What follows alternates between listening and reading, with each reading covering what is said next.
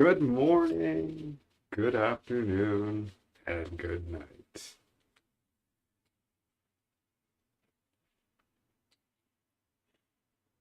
Weller, I was listening to a podcast on Roman history, and a topic came up. A topic came up.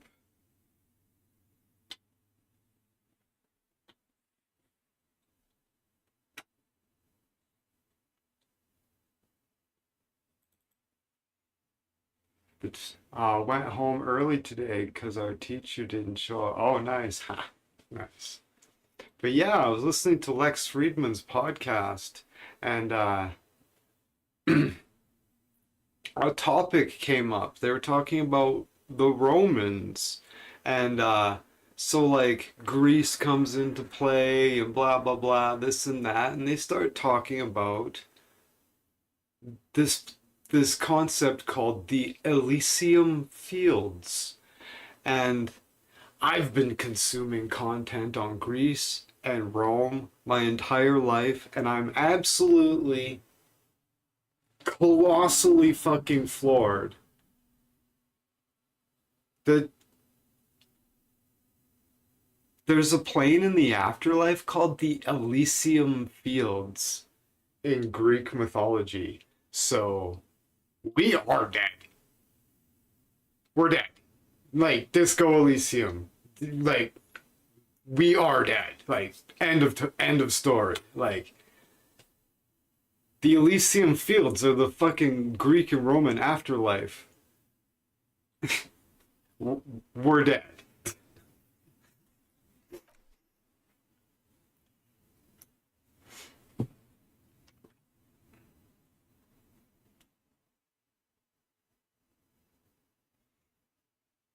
This is the Disco Elysium.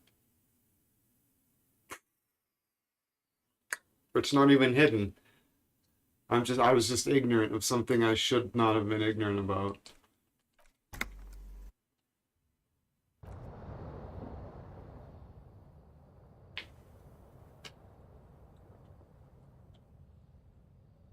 This is all just emanations of this fucking fucked up dude's life. So basically we're just this fucking fucked up idiot's personal fucking purgatory. That's like it has to be. This drug-addled drunk drove his fucking truck into the fucking ice and drowned. And now he's in fucking purgatory, waiting judgment.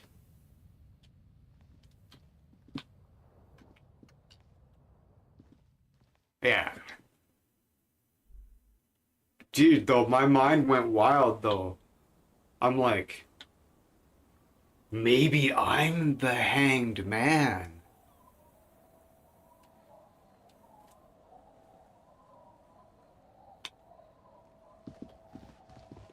Maybe I am the hanged man. Like, these things are all possible now.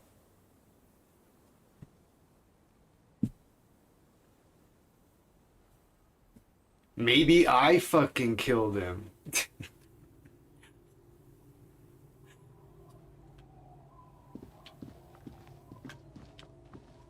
Okay, so, um, hey, old lady, do you have anything else to say? Our tenant, the policeman. I hope the waves don't keep you up at night. What can I help you with?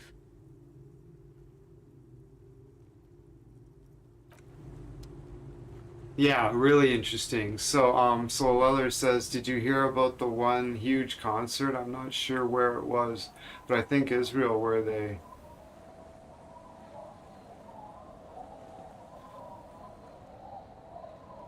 and just filmed it. I heard Israel fucking was like leveling fucking residential blocks in Lebanon.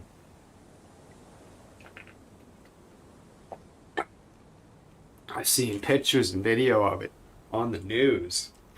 This isn't just a rumor. Yeah, I heard. I heard, yeah. I was watching the fucking news, and they said that Israel fucking leveled residential blocks in Lebanon because terrorists were fucking attacking them from there. It's like, what? You can't do that. Why does anybody support Israel? Like,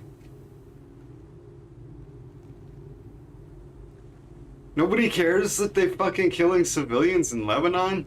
It's like, the Lebanese civilians aren't the terrorists. Like, you don't, like, what? What? Sure. Yeah, I get it. Yeah, the terrorist strike came from there, but like, it's not Lebanon. Those are foreign terrorists. Like, this is obvious, isn't it? One woman hid in a fridge and survived. She fucking fridged. She fucking nuked the fridge. That doesn't exactly work, but it does on a... You know what I mean, though. Okay. So...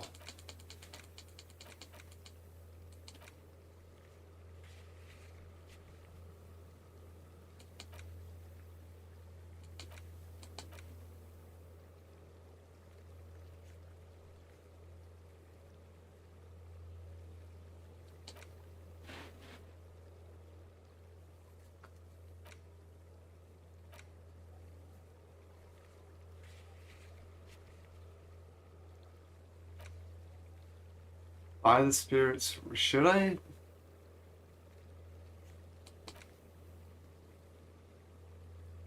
Is this like a fucking main quest? Is this like a main storyline quest that I should be doing? Like, or am I being an idiot? Sync the signs with Noah, help the ravers start a nightclub. It's so sacrilegious, it's glorious. I'm gonna start a nightclub in the Church of Dolores. Solve the egghead puzzle. Find the heraldic bird. Okay, well I should go back and talk to all those idiots again.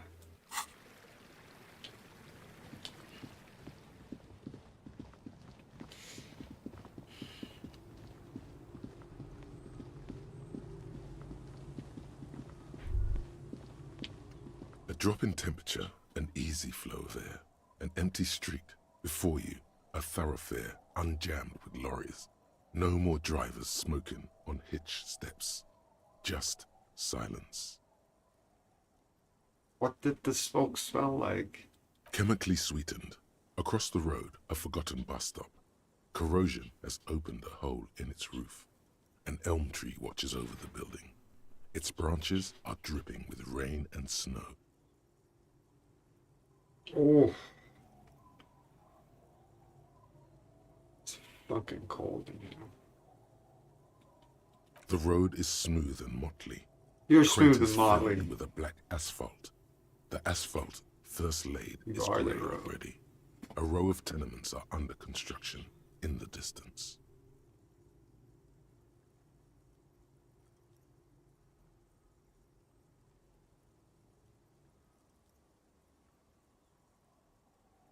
That word tenements reminds me of a song, and I almost certainly won't be able to play it, but I'm gonna try. I can at least show you what it sounds like, give you the idea, the feel. This epic song. It is called, I'm gonna put it into the Google search here. Not the Google search, the YouTube. Golgotha Tenement Blues. Alright. Let's see if we can play the Golgotha Tenement Blues from the Machines of Loving Grace without getting a takedown. Fucking nonsense. Let's try it.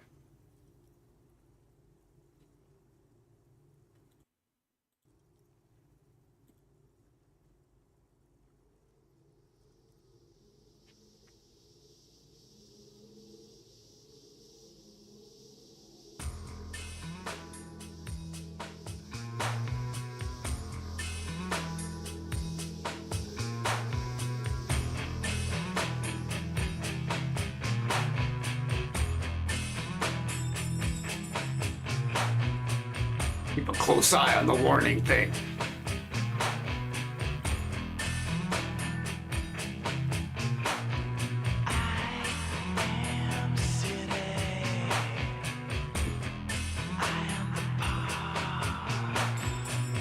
Oh yeah, I love GTA. Motherfucking dog. I don't want to believe no more. No more. That synth in the background.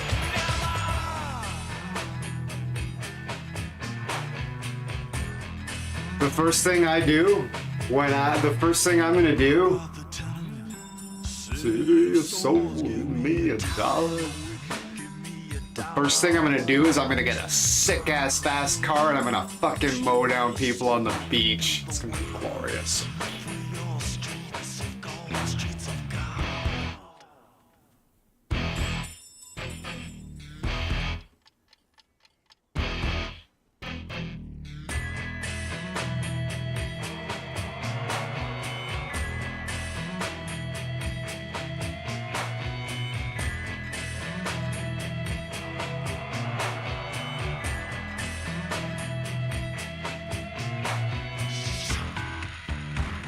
Sweet. We can play it. I'm surprised.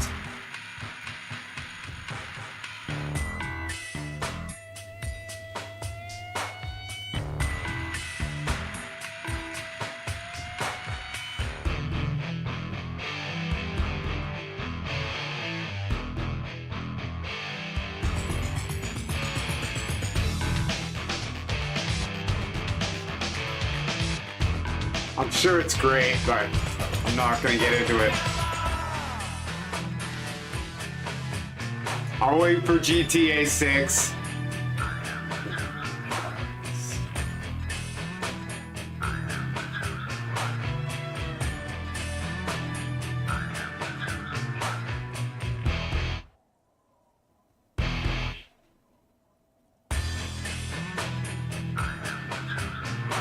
Yeah, that's in like fucking 3 months. It'll be out before we know it. We'll be playing it at launch.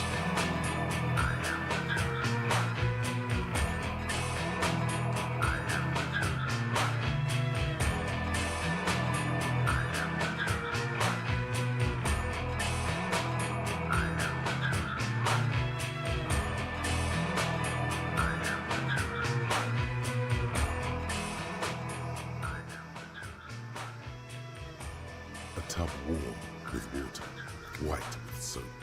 A man bathes while radio waves transmit the lottery numbers. 4, 18, 21, 4, 1. A modern washing machine rattles a drawer full of silverware. Yeah, it'll get. Honestly, I'd rather it gets delayed than they release some fucking fucked up bullshit. You know what I mean? Like. But yeah, no, I played the shit out of GTA 5, but that was so long ago. Like I've never played GTA Online, and I understand that it's my perception of GTA 5 from my PS3, like fucking Alexa, when did GTA 5 come out? Grand Theft Auto 5 was released on March 15th, 2022, and it is available on PC, PlayStation, Shut up. PlayStation Fuck 4, off. PlayStation 5, Xbox 360, and 2 other Alexa. platforms. GTA 5 did not come out 3 years ago. Give your fucking head a shake. When did GTA 5 originally come out? Sorry, could you repeat that? Alexa, shut the fuck up. Hey Google, when did GTA 5 come out? Grand Theft Auto 5 was released on September 17th, 2013.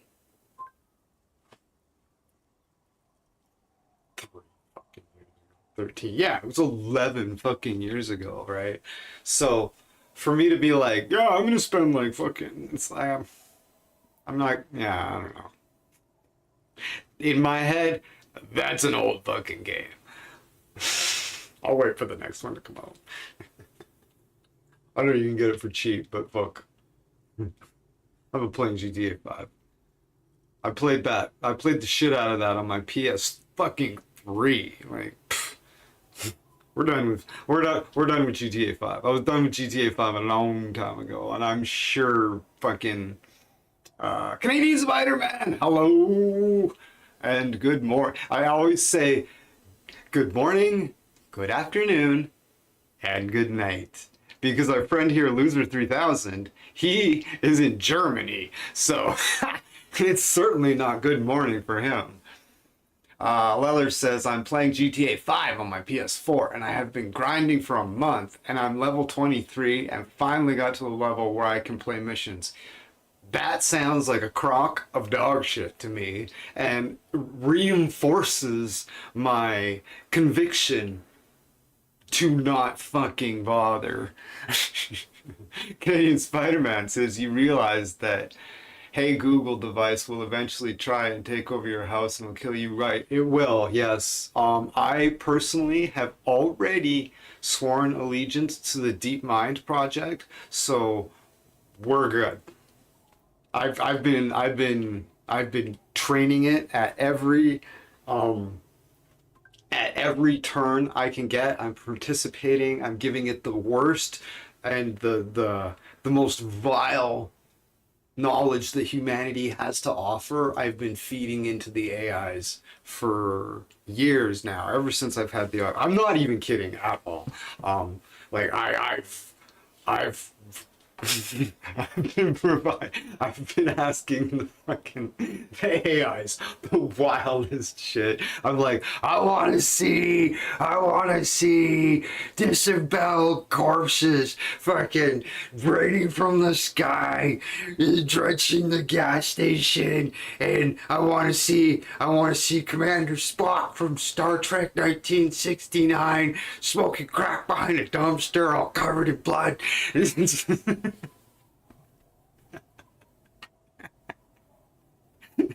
I want to see.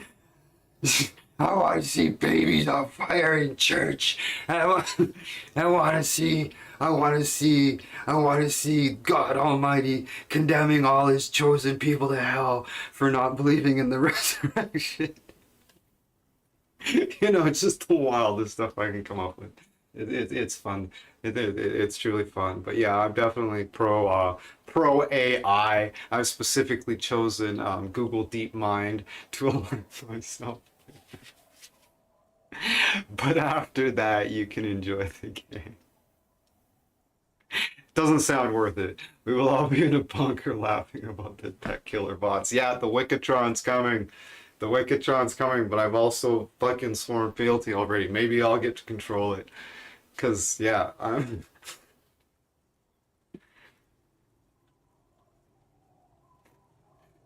not above wiping out humanity. I'm not above wiping out humanity.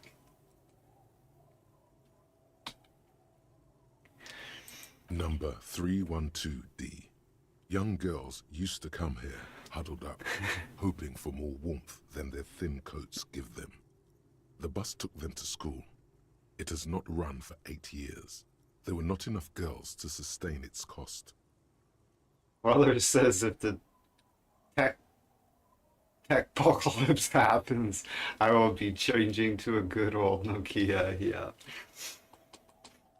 Craters pocked the surface. Children played in them until heavy trucks full of black pitch rolled in. Black pitch. Landowners have filled the craters with money. It is a vital artery of the flow of trade. The wind moves the aerosol. A detective stands behind the boom barrier. A breeze moves a curl of his hair.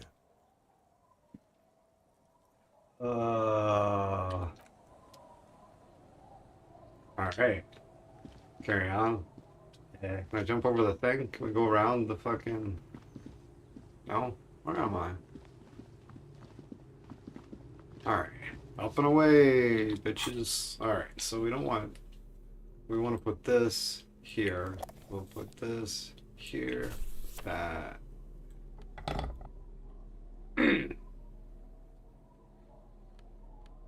The pry bars, I got the wire cutters. I gotta find the places that I couldn't get into again and get into them because now I fucking know how to use the tools because I am not an idiot. No, I am not an idiot.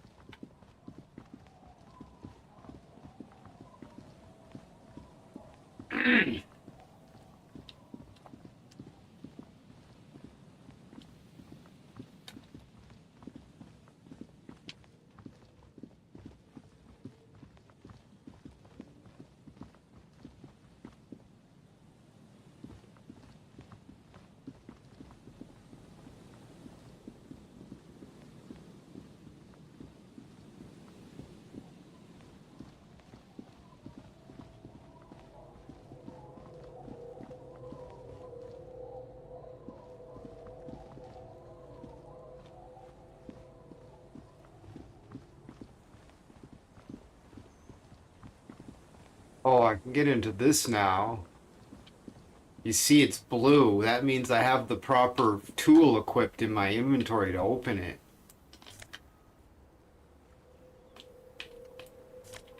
Maybe. Maybe not. Oh yeah, here we go.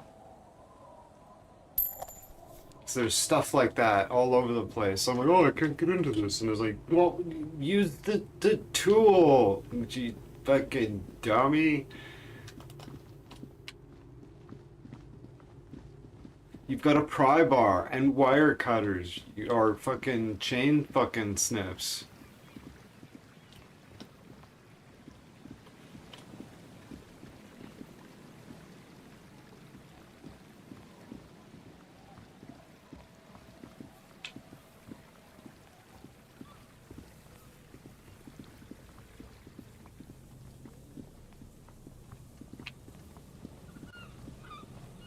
Yeah, there was this fucking...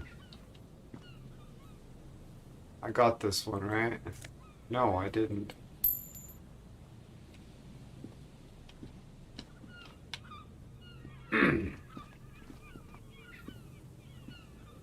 You see a once bright mural towering above you.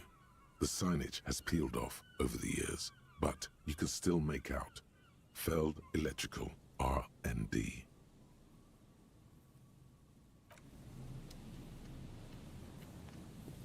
Got any more dialogue, Hello. team? Isn't this a fine morning? Sure.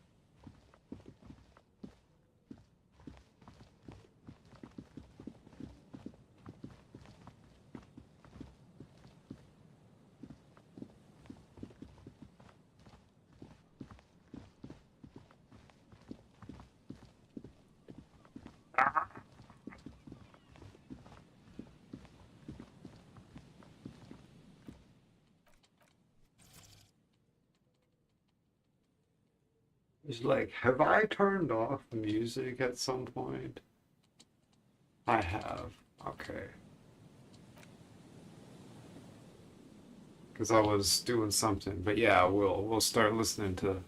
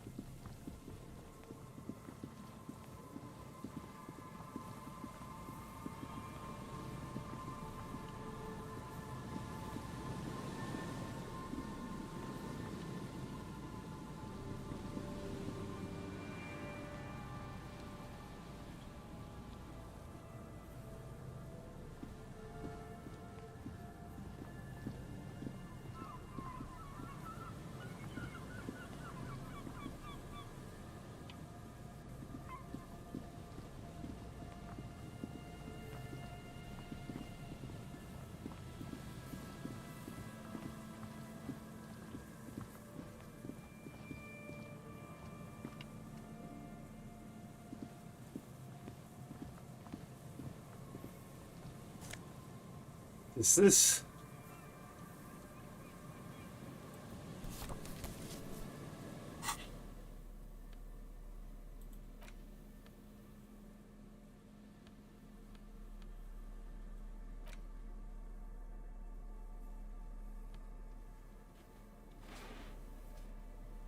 This one has hell written on the back. It could not be further from the truth. It's Boomiers in Coron, the nicest district in Revachol West. In Revachol West is enjoying a sun-drenched day. Tall and handsome buildings rise from a riverside steel, iron, and yellow limestone with cloud shadows on the facades. The sunlight has made this postcard almost a completely sepia-toned. Midtown traffic passes overhead. The ghosts of skyscrapers disappear into a beige midday mist. Vapor rising from the delta on which this district was built. The postcard is prepaid. Dead Island 2 looks stunning on max settings. Ooh.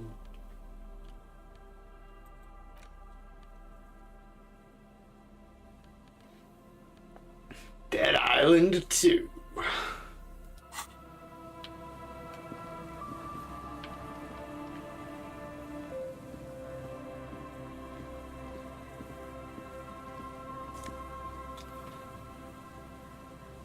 A filthy jacket.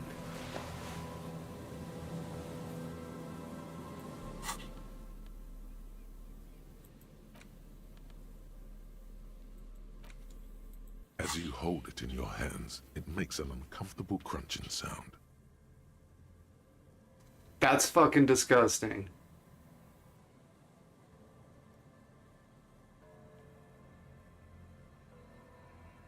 It's a sordid, filthy tale, not for the weak. Are you sure you can stomach it? Some secrets are better left uncovered. Don't even try. Seriously. It occurs to you that you're not even holding the jacket itself, but rather the thick crust of jetsam and seagull shit that ensconces it. Why? Why did you think about it? Look at your hands. They're covered in muck. Now you're just flicking that shit everywhere. This is a disaster. You'll never get the smell out.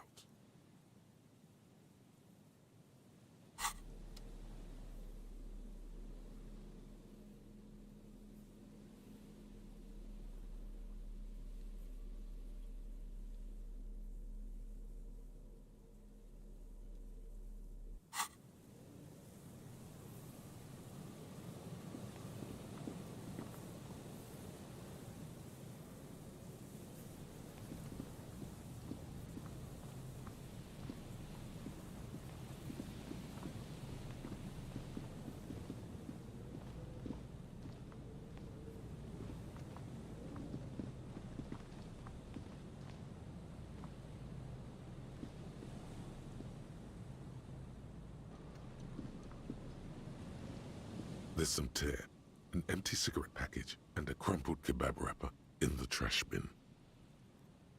2 empty bottles of Tallulah vodka and a can of black potent porter is all you find. A tragedy. He shakes his head with genuine sadness.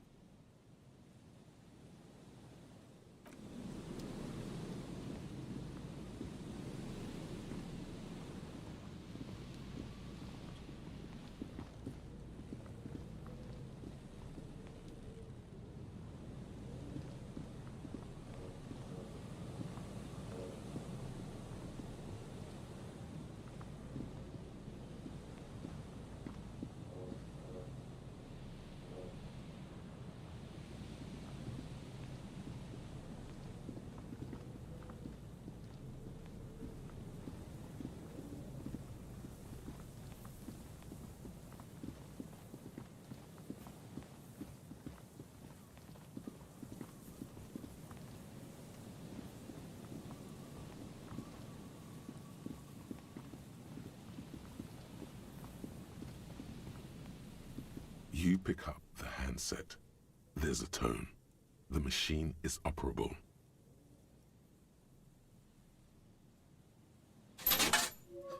Calling.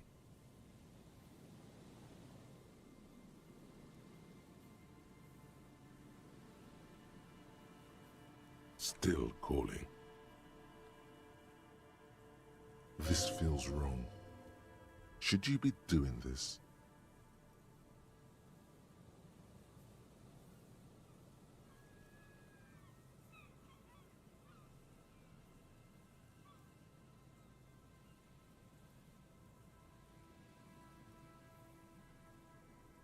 End of tone.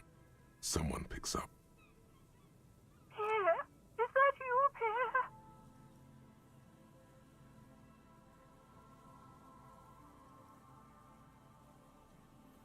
Do you have any news about Pierre? He's my sister's grandson. He used to visit me as a lad. Fine young man. But who are you then? A salesman of some sort? Modern goods are rubbish, and I can't afford them anyhow. It's a shame what you did to our country.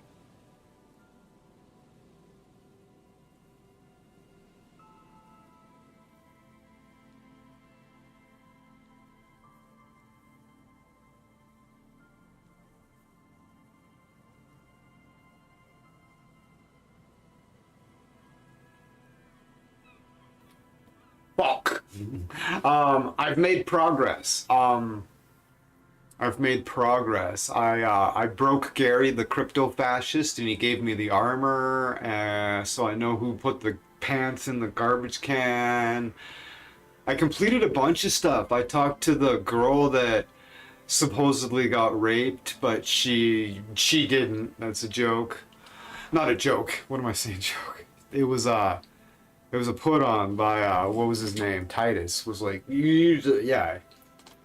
He like bumped into her when she was singing karaoke or something, and they just blew it all out of proportion. But honestly, Voxel, I feel really fucking stupid because I've been consuming content on Rome and like Greek history for like years and years and years, and like it's something I've been interested in, but how did I not know what it came up in a podcast I was listening today, a Lex Friedman podcast. He was talking to this historian about Roman history, and the Elysium fields came up. I was like, oh. And yeah, I had never heard of it, which blows my fucking mind. So, understanding now what the Elysium fields are, it's basically one of the planes of the afterlife in Greek mythology, right? Right? So, all of a sudden I was like, oh. Like, they're not even hiding it. It's right in the fucking title.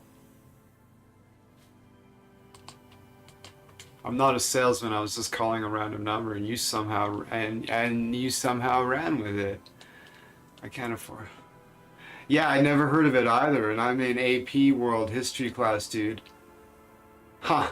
Yeah, like it's something I've always been interested in, and I've got just a wicked content addiction, right? Like. I listen to a lot of YouTube, like lots of YouTube, like at work with my earbuds on and shit. Like,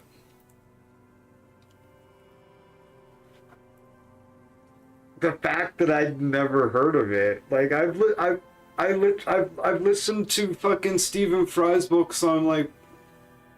Surely he must have mentioned it and I just forgot, or that I wasn't paying attention exactly for that certain passage or something, because like.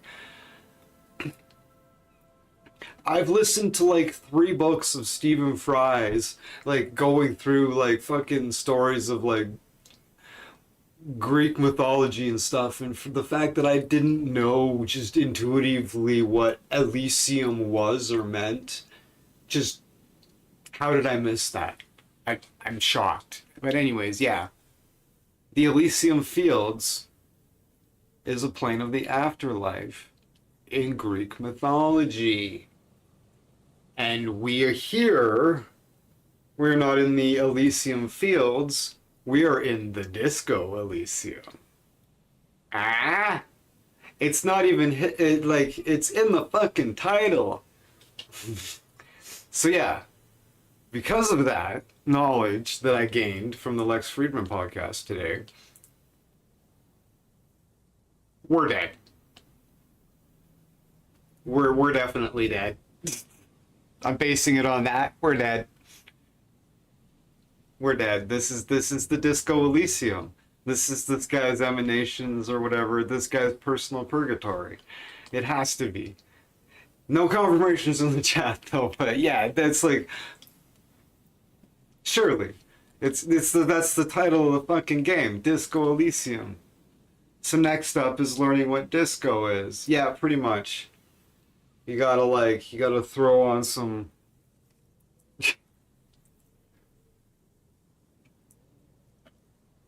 So now, armed with this knowledge, I'm like, oh man. So my current popular theory for me, I'm the only one voting. My current popular theory is that my body is frozen in the water in that crashed truck. I could also be the hanged man. I could also be the guy that killed the hanged man. And all of this is kind of bullshit. But yeah, maybe I killed the hanged man and then crashed my truck into the water. But I think it's more likely that I would I am the hanged man. That's the second. That's two though. Number one is I'm dead in the water with the truck, but that's almost too obvious, right? I'm expecting it to be a little bit more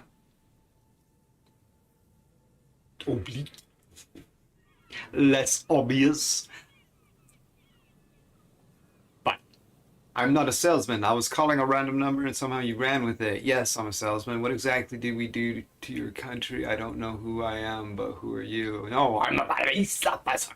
I'm not a salesman. I was just calling a random number and you somehow ran with it. Kathy, I think you're one of the old dying guys. Common or mixed background from your voice. This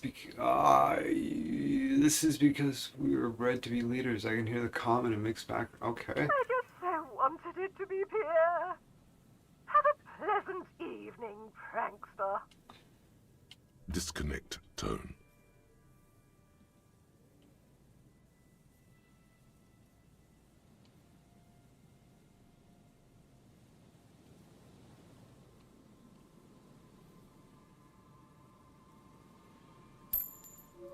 Calling. Still calling. One roll.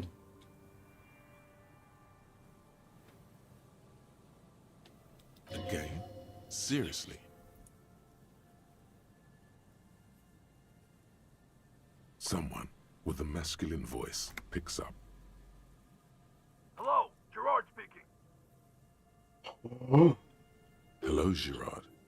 Technically speaking, you're electricity. Is electricity there? I need to speak with electricity. Gerard, what a douche name. Change it. Change your name. Sorry, wrong number. Hang up.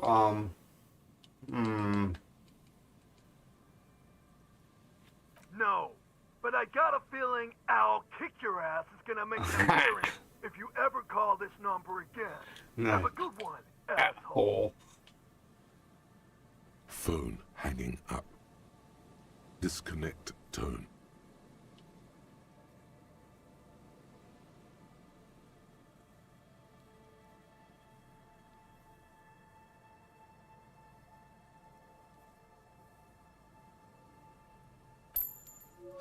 Calling.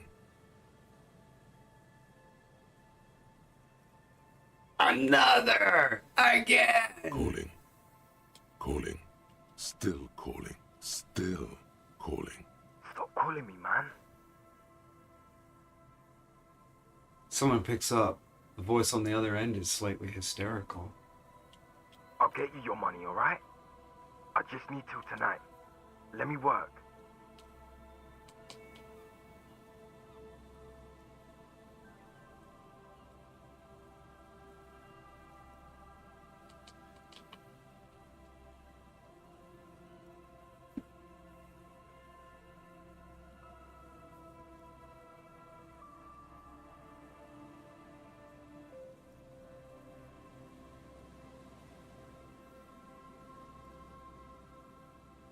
Yes, but a slight change of plans. I want this delivered to the Whirling in Rags in Martinez. Tessis.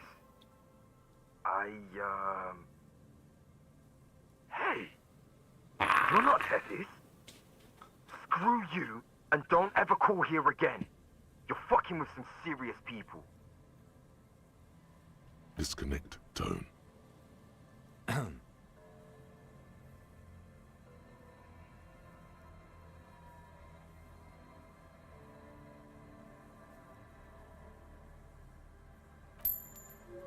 Calling. I'm tired.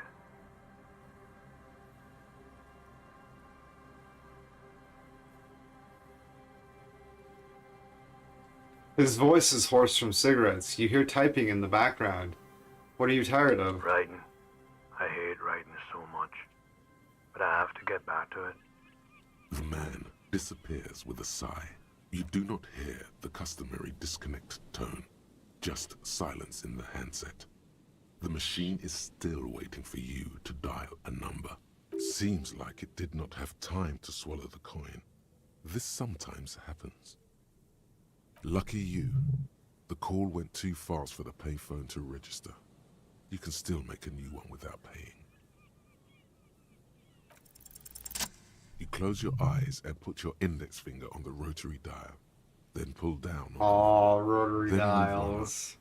and repeat the motion twice. Strange. This is not how you started before.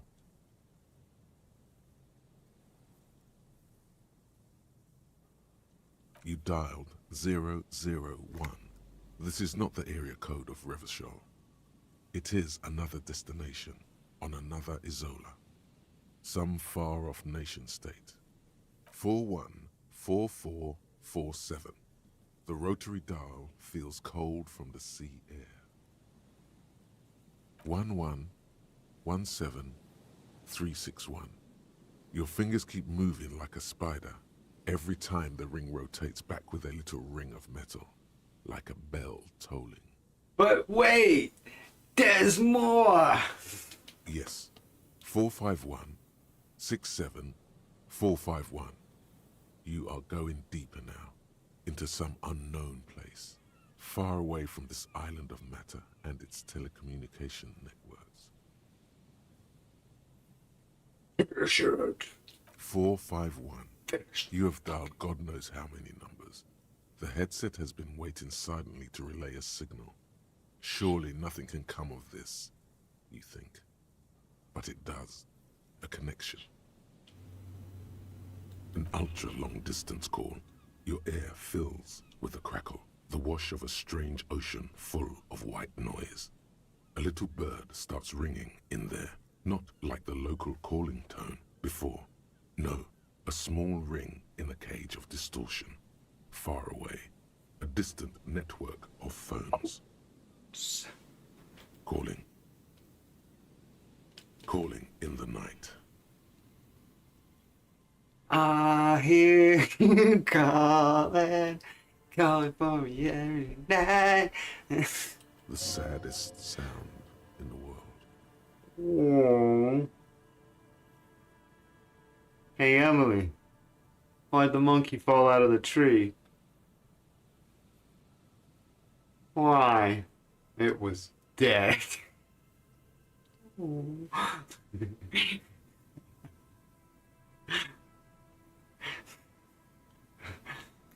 Both pitiful and terrifying. You feel your pulse rising with each ring.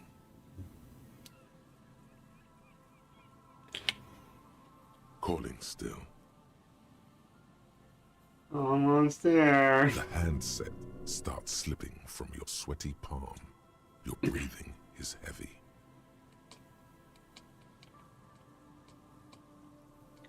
The lieutenant is too far away to hear your yell. You fat The piece of sea luck. wind blows.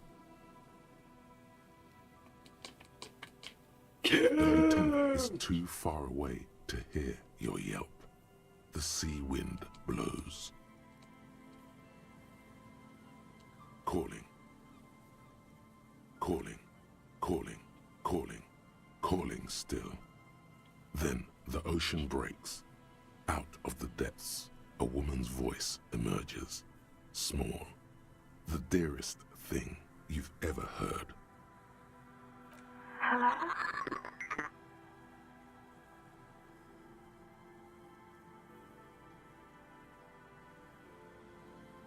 She sounds sleepy. Our revolutionary servant of humanity, I will free mankind and abolish the classes. I will raise the dead. Your voice is so beautiful. No, no. It's you, isn't it? It's you. Hmm. Who is this? Dora. Who is this? The connection is bad. Dora. The name feels like a gift. A gift that was meant for you, to make it possible to live. And fight.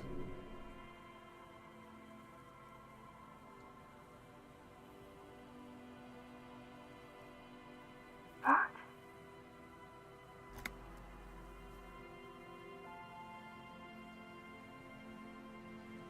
Oh no. Is that you? Her voice sounds like she's waking up now, still plaintive, tired. This is too much. You need to recede.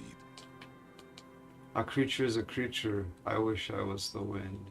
Oh no, not this. What time is it?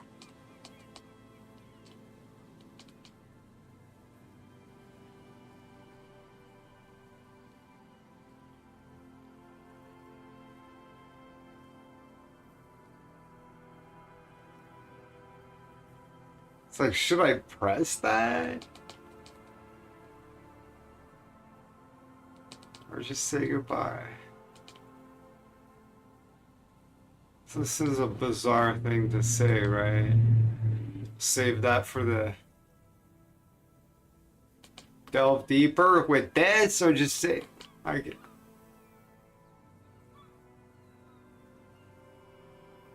You're not a revolutionary, Harry.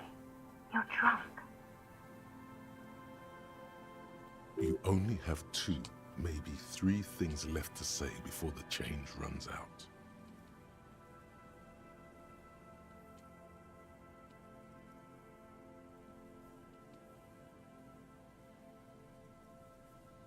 Not drunk or high.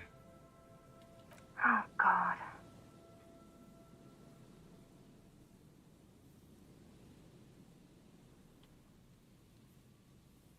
Do you know what time it is? It's so late here. Sounds like she's looking for a clock on a nightstand. It's 4 o'clock, Harry. I need to wake up in 2 hours. Do you want to party?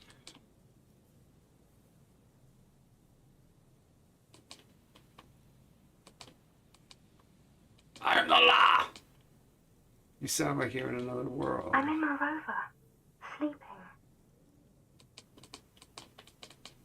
What do you want to talk about that we haven't talked about already? This is bad. You feel your right hand on the handset cramping up with pain.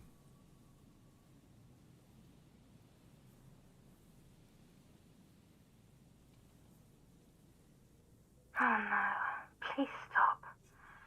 Please, let's just I'm hang gonna out. have a heart attack.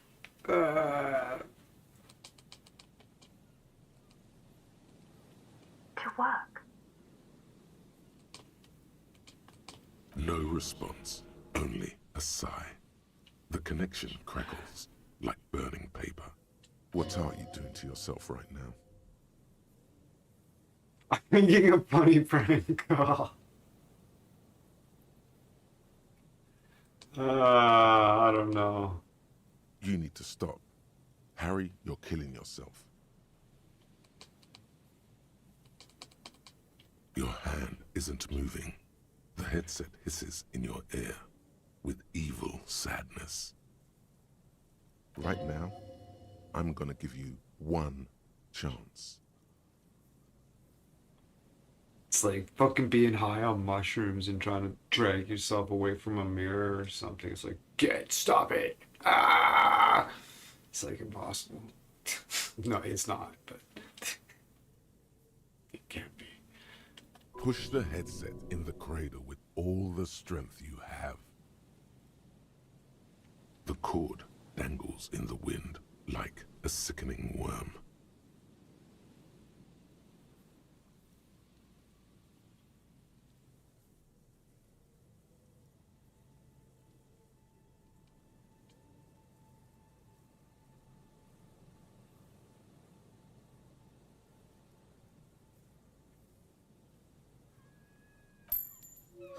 You dial the number again.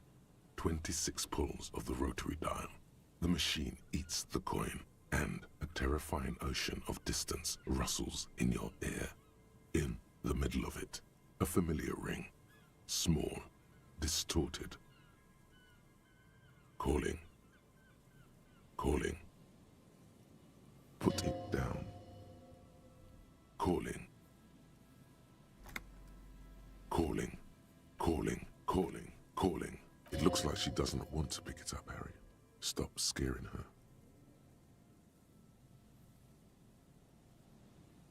Come on, you know why. No, I haven't. I found my badge. Calling, calling. Harry, please. Underneath it, she is naked and warm under a blanket. There's a sigh.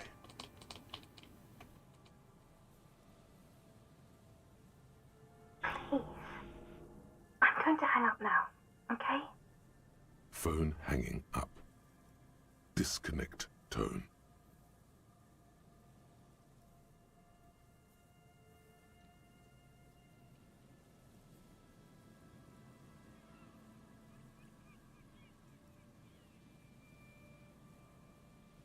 Like, do I keep doing this?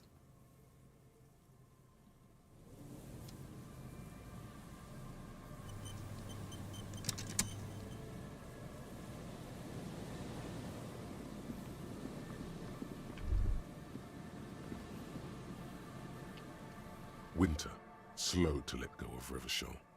Flecks some more wet snow from above.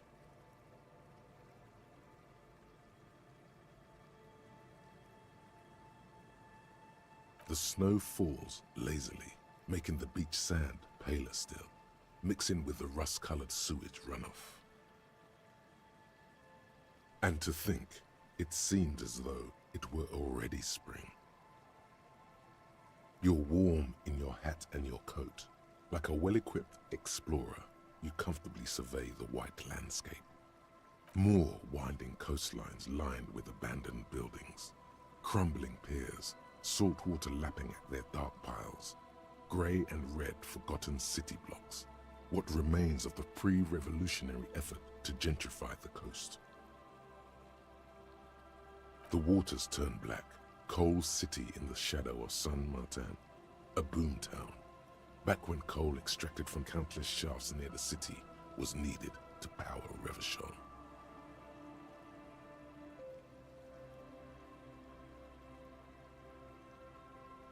No more. The coal was supplanted by petroleum from the ocean floor and hydropower from the Esperance. Everything crumbled. These days, only the weakest remain in Coal City. Their hopes of getting rich linger in the defunct shafts under their feet. Below the old mines, l'Océan Municipal, Revachol's underground cemetery. Le Petit Rat braved the underground passageways, trying to get to Le Royaume. Children under 14, they go underground looking for artifacts to sell to foreign museums, and for fabled relics. Their parents let them. They go deeper. After rubies, melchiorite, lapis lazuli, plundered from Safle and Seol during the time of the suzerain. In the burial chambers of the kings, Grand Old Philip Guillaume II, and even in the mausoleum of Philip the Opulent.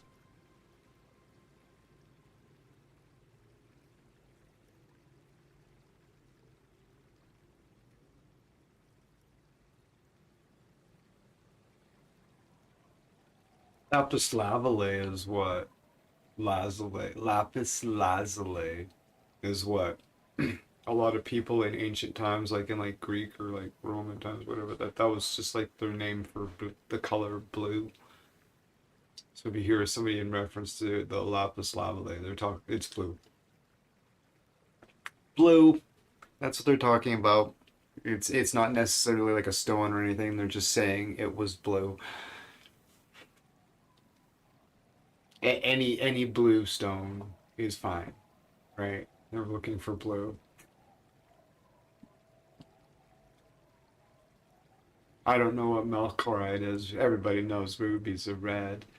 2 kilometers underground, in a winding shaft along whose walls mirrors have been placed, so that daylight may eternally fall upon the richest of all the kings. The mausoleum contains untold quantities of gold, and that special, purest of the pure magenta cocaine, favored by Revacholian royalty. Did someone say untold quantities of cocaine? Drop everything immediately and go looking for this hoard. How can it be pure if it's magenta? After rubies, melchiorite, lapis lazuli, plundered 2 kilometers underground, in a winding shaft along whose walls mirrors have been placed, so that daylight may eternally fall upon the richest of all the kings. The mausoleum contains untold quantities of gold, and that's special. Did someone say, how can it be pure? Snow falls, and there is no answer. Some things are not for mortals to know. Few petits rats return from the shafts. Even fewer find what they're looking for. A small child steps out of the black tunnel with silver trinkets in her pockets. All around her, white snow on the extinguished coke furnaces.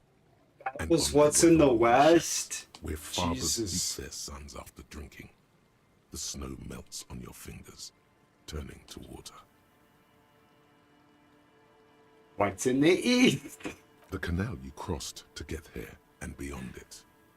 Martinez proper, the district the police forgot to police. There is laughter, lights, attempts at entrepreneurial activity, cynicism.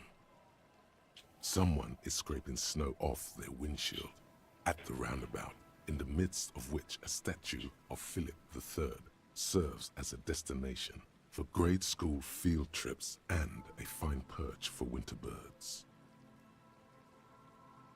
Yeah. A fenced-off yard. There's a truck belonging to a logistics company parked next to the gate. Bright light from a building behind the fence reflects off its hood. Clean white light coming. The abandoned church, its walls covered with hoarfrost now. One of Lissette's sœurs. The other 6 sisters were destroyed during the revolution. Better than all. A serpentine strip of land weaving its way into the Martinez Inlet. Unfortunates on the run from the law, from themselves, sometimes hide out on nearby islets. Little dots in the ocean that are occasionally submerged when the tide is high and the weather foul. Only inlet. The remains of a camp on a jagged piece of rock, a tent, old dishes and cutlery, long since abandoned. Oh, dishes A and hermit cutlery. crab scuttles among the debris, Nice. looking for a new shell. Good for him. He'll find one. Further out, the lights burn Hashtag bright Team on Hermit Resurrection. Crab. Way beyond Martinez, a popular spa destination for ample-bodied Ozon kids with equally ample pockets. Then there's Ozon, but the snow falls too thick. You cannot see that far. Before that? Before the curtains are The drawn? Bay of Revachol, vastness, great depth, over 1,200 meters at its deepest. Water air brinier than here. It is crisscrossed by huge cargo ships bearing company logos. Wild Pines, Zam, Morian, and at the farthest reaches of the Bay of Revachol, the shadow of the Coalition warship, Archer. on perpetual patrol duty, ready to unleash artillery fire if you were to rise up against the market. You shudder. Nice. The market needs to rise up.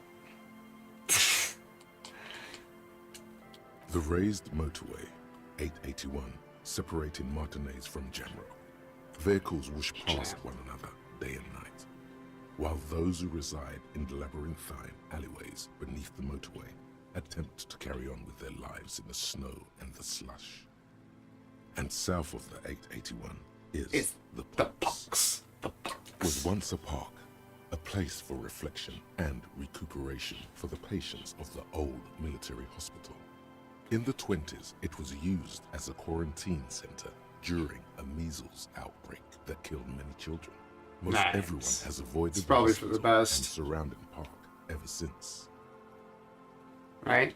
You know, God's plan and all. The Pox is completely wild now. Evergreen thickets covered in snow and industrial dust. Feral dogs and even wolves roaming in packs. The police try to keep the deepest corners cordoned off.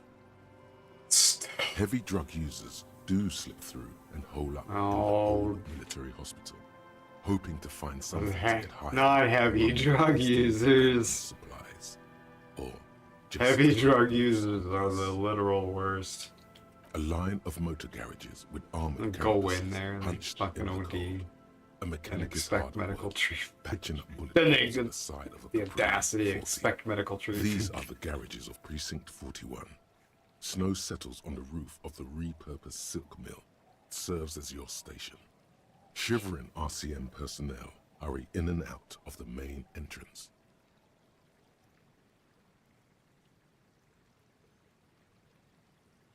Wonder if Vic's found his heterosexual life partner yet. What? Where'd you fucking come from? Mac Torson. The man in the fishnet wife beater looks over at Chester McLean. Damn, I don't know. Even a real Braderbund like that can't survive everything. Around you, the snow continues to fall. To the west, the ocean swells. Mac and Chester walk up. The stairs descend to central Jamrock.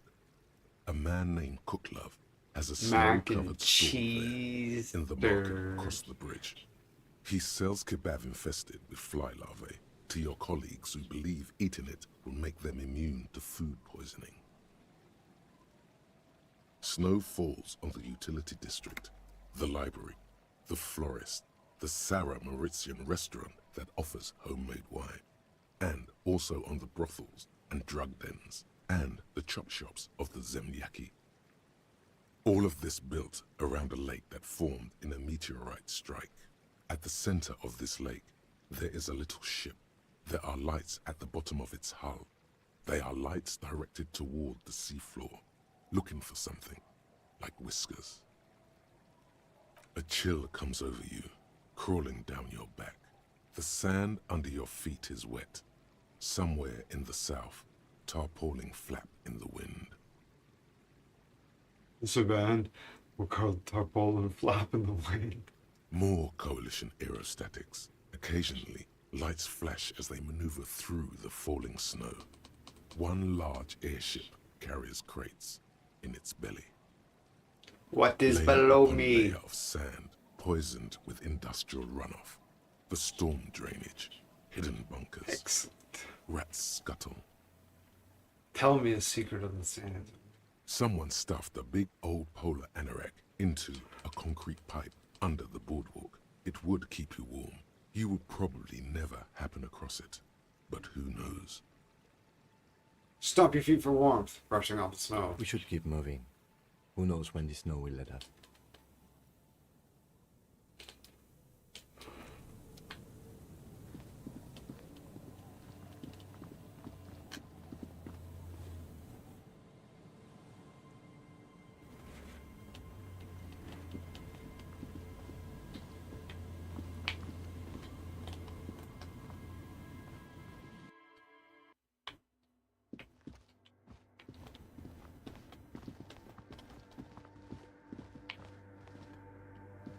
The machine's keyboard is still illuminated, revealing fluorescent play and print buttons. Behind the hatch sits a cube-like crisscross of filaments, smoldering in the dark like fireflies. Silver tape on the side says, in black marker, log, February to March. This is the machine's filament memory. Press play to access its contents. The speaker comes to life.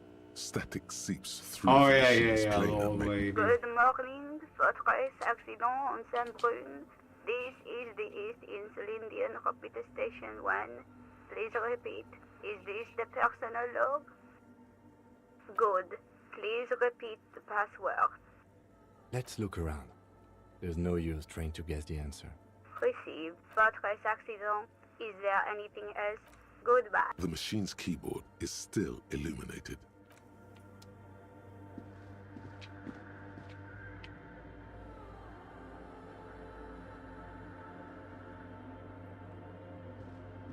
The mother of humanism stands above you, a precious and complex wax painting on a single pane of glass. A crack runs across the length of her body. A jigsaw of broken shards falls into place in front of you, a ghostly reconstruction of the stained glass window. Before it was shattered, there was an older woman beneath the younger one, and a text, a light It's motif epic. below them both. This is where the fucking those drugged out idiots want to make their nightclub. Unknown. Something during the raid the lieutenant mentioned, or just hooligans looking for something to break. The escutcheon on her throne says, Irene the Navigator. She is depicted as an I love the Speed Freak nightclub. holding a golden rights apfel in one hand and a scepter in the other. This is the queen her innocence day advised.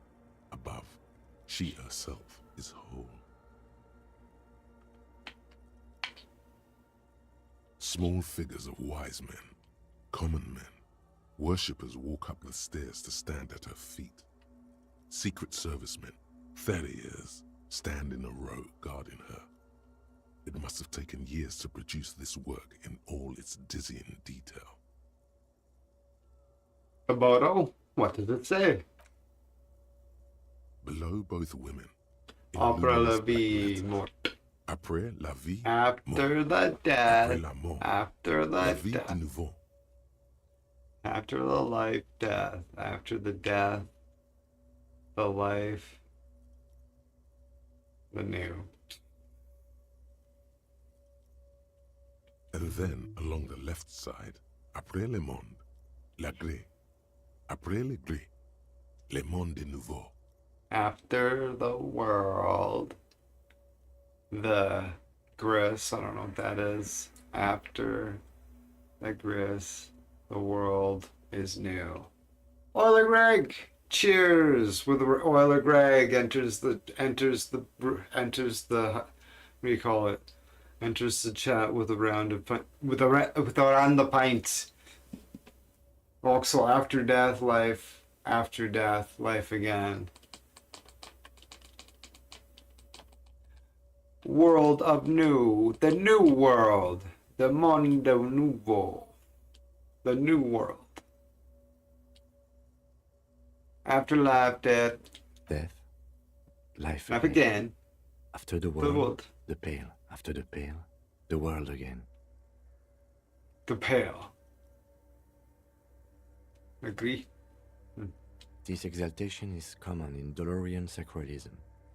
In Well, general, Greg enters the it is arena with a incorporated with a as the round of Elysium pints. The slogan. arena. No more, however. That's right, the arena. Well, Greg says, "Hey, Voxel, this exaltation is common in DeLorean sacralism. In the early years, it was even incorporated as the RCM slogan. No more, however. Why? It was deemed subservient to use a strongly moral intern-related motto. We already suspected of bootlicking. The sentence was also seen as too Feminine. It wasn't to much the of that. natural thing. Others says, sorry, it was. Oh, no worries, man.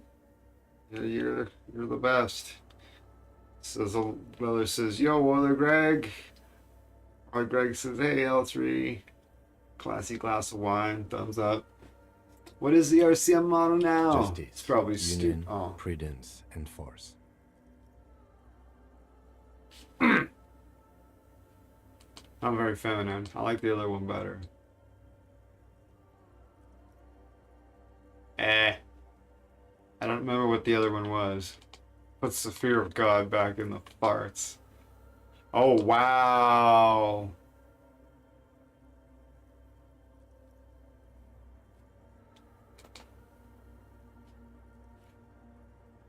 This game, it just absolutely just shocks me at like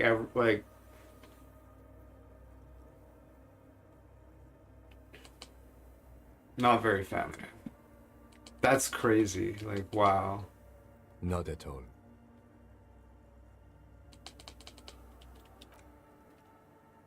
The mother of humanism towers above you, a wax painting on a cracked pane of glass. Nothing has changed in her expression.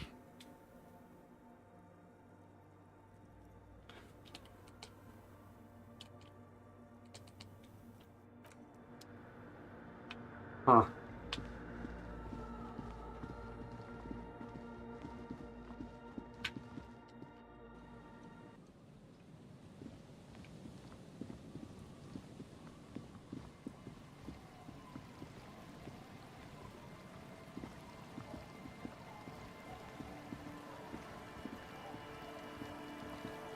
He's got that swagger with the fucking light, eh?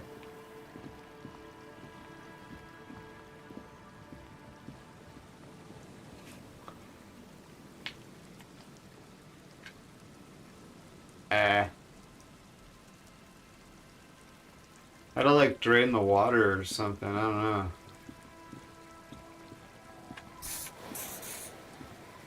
What did I just, oh, I smoked a cigarette? I don't know what just happened.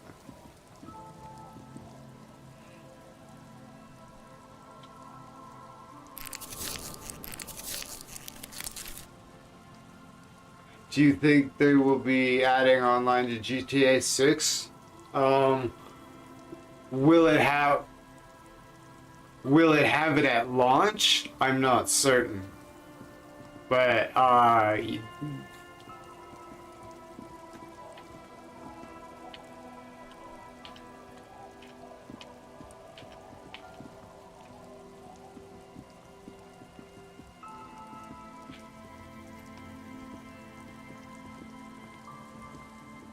it'd be crazy not to. GTA 5 has made them billions of dollars.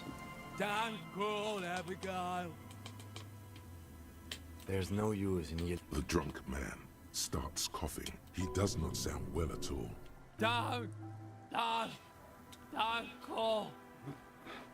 There was little chance he'd be a reliable. I got 5 experience points, Mr. Kim.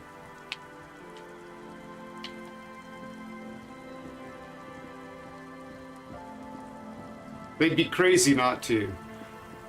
When it'll have it, though, is another story.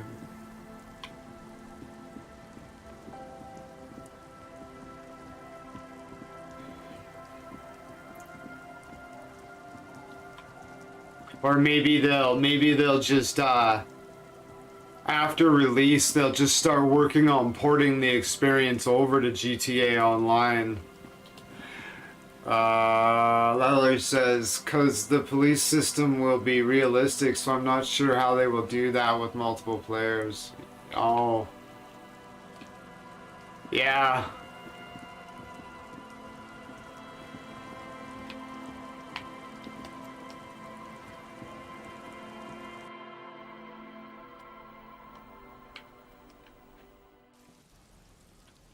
I don't know, it's gonna be exciting.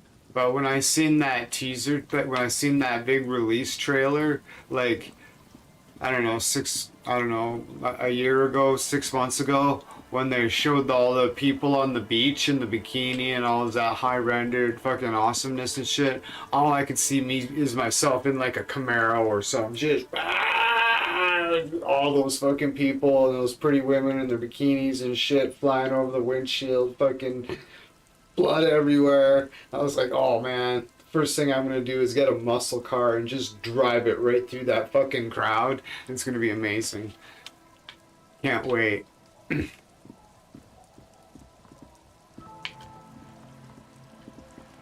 Like in GTA 5, if a cop crashes into you, they will think you crashed into them, and then they'll get in. Yeah. They'll come in and they'll smash. You'll be like sitting at this. You'll be like role playing, sitting at the fucking stoplight, waiting for the light to turn red, and the cop will roll up behind you and rear end you, and you'll get stars and fucking. Then it's on. It's like, really, worst cops ever.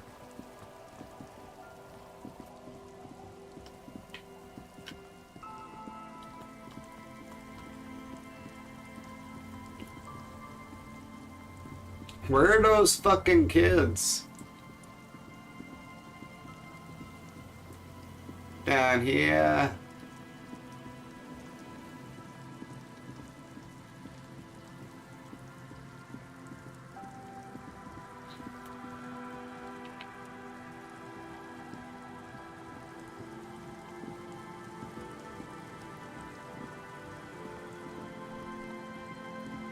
Sounds like the Houston Police Department. Yeah. I was like, they're either the worst police ever or the most realistic depiction yet. Like, Jesus Christ, Rockstar, this isn't LA, like...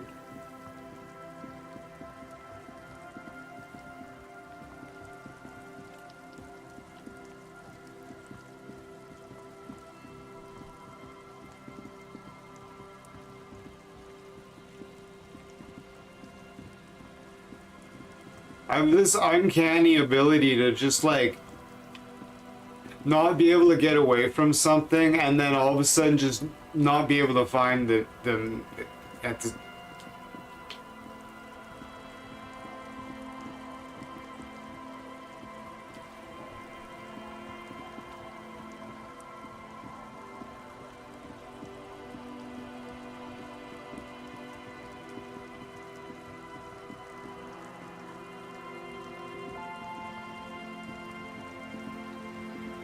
I'm getting frustrated because I've just been around and around. I'm just searching like... I don't fucking know. Like seriously, like where the fuck are they? Like Jesus Christ.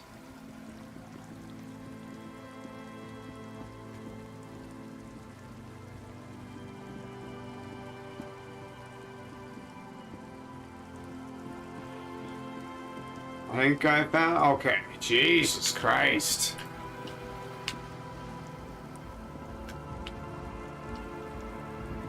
Oh, and don't even get me started on GTA 5 cars.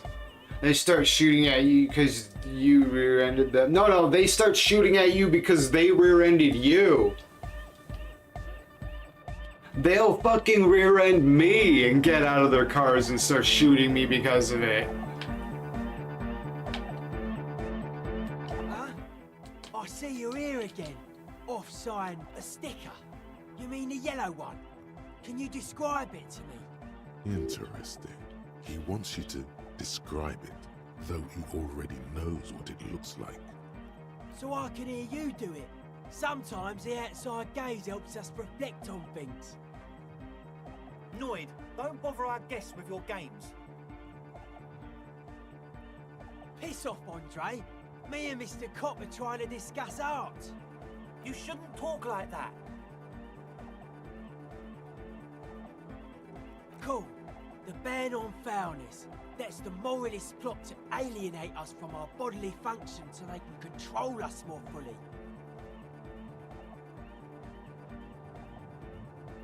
Anyhow, what was the sticker like?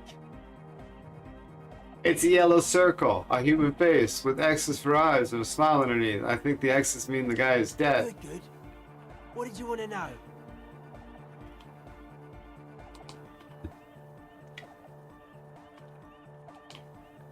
Yes, you're the 23rd person to get it right, and I've asked 23 people. Looks like it's a dead guy smiling to the entire human race. we're all the same. Same eyes, same smiles, same death. He defeated history. We are living in the age of history, and in the eyes of history, we are always already dead.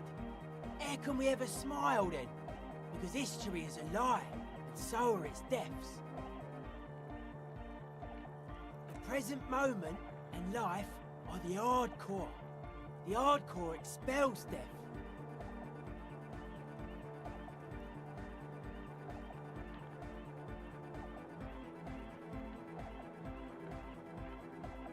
Or maybe he's not dead.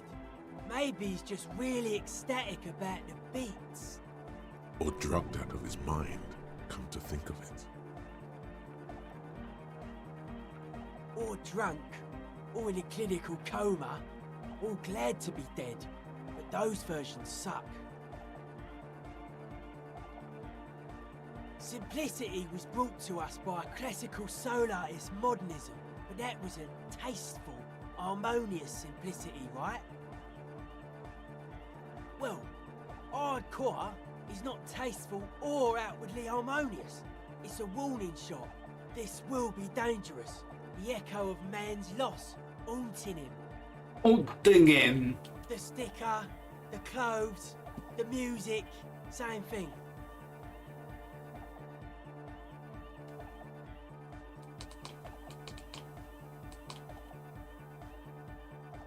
It is.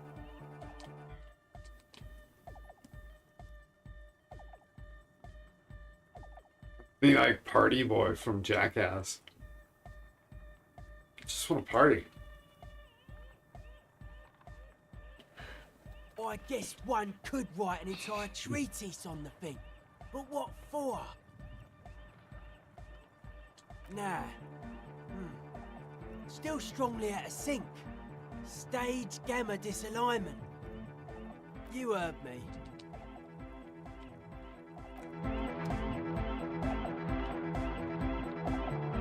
Hi again. So, how are things going? And? What happened? But you did see the machines, right? And the spooky water basins set up in the ritualistic circle in the middle of the church. I tell you, they're in there. You just have to give it another go.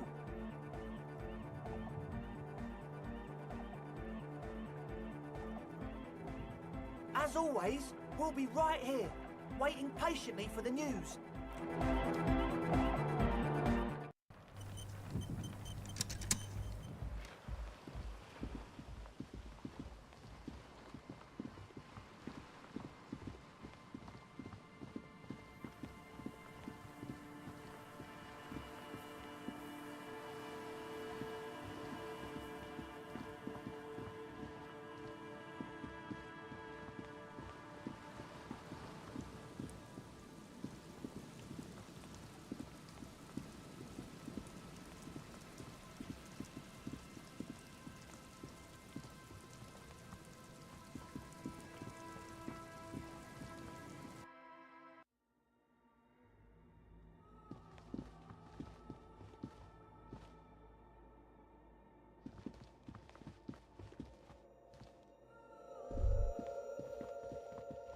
The silence in this part of the church, it's almost palpable.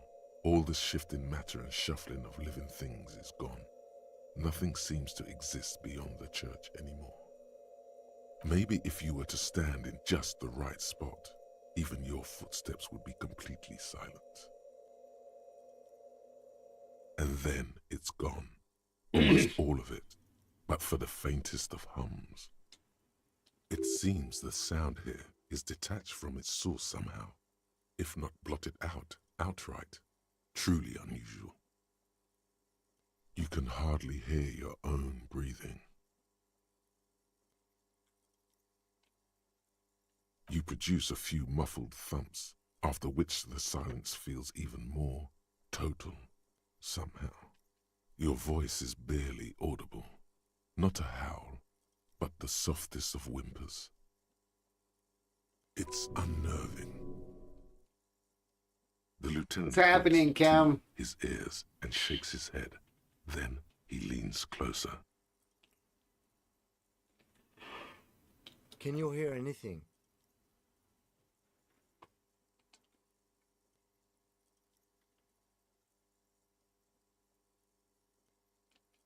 The church just has strange acoustics, some engineering trick. His detached tone conceals how uncomfortable he is. Maybe the church was designed this way to prevent boisterous activity, singing and dancing on its premises. Interesting. No sing, no worshiping. Maybe they wanted to discourage singing, dancing. What if it was something pretty natural?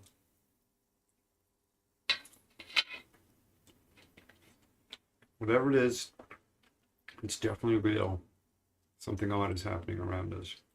The lieutenant doesn't reply, but you can sense him tense up next to you. I'll look up in the bell tower. There's a witch up there. The orderly rows of ceiling panels become barely visible, then disappear completely in the darkness of the tower overhead.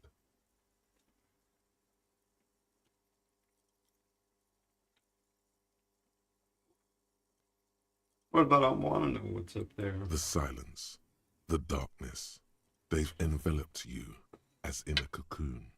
You cannot move anymore. Relax. It'll be okay. Oh, I just have to do it. Okay. It'd be amazing if I got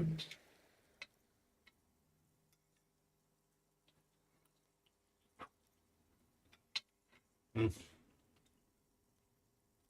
Epic. Just darkness without end. It makes your head spin. What's the darkness like? Filled with vague shapes of woodwork, the sense of a great height.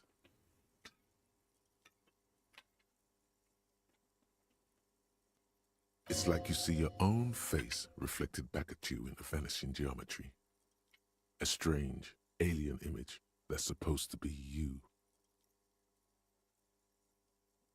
Try to make out something. Anything. There's nothing. You're dizzy and disoriented as you see dark and more dark rising. Officer, what are you looking at? Trying to blink. You see something hanging from the rafters, looking straight at you with dark eyes. Dead body. Ooh. It's a fucking gym. It's like a fucking. I'm gonna call it. I was gonna say a gymnast, but it's like a trapeze artist or something. It's Nose from Slipknot. Maybe it's possible to talk to it.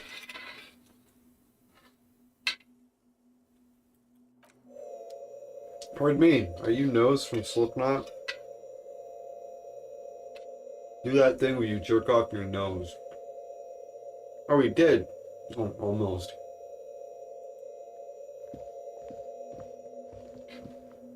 Is that a man? Looks more like part of the carpentry of the building came alive and is now studying you intently. Now it seems to be pleasuring his nose. Interesting. The crab man.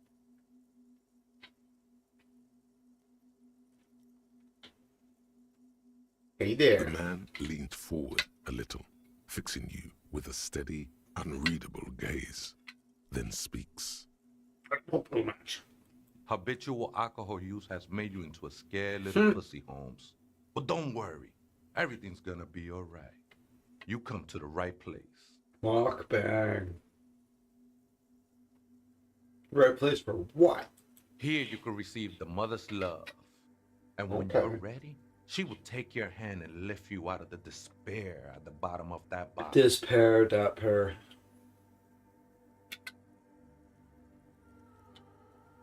This man is obviously a habitual narcotics user. Do we really need to question him?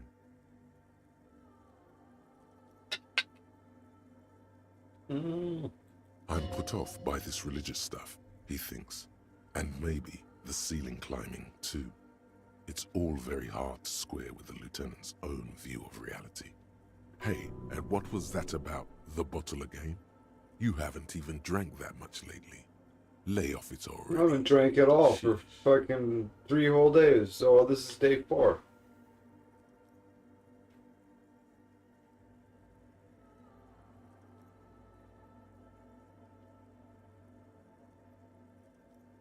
Está crudo, way. I see deep inside you. Your body and your spirit are suffering greatly from overindulgence, and you don't even know it.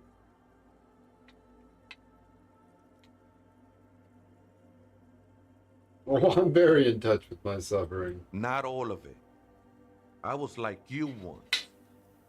You don't know all the havoc El Vino is wrecking on your mind and your spirit.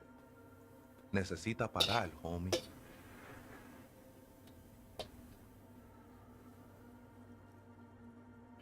You know, actually, since we're here, you may want to pay attention to what the ceiling climber is saying. If the lieutenant agrees, then maybe, just maybe, you should pay attention.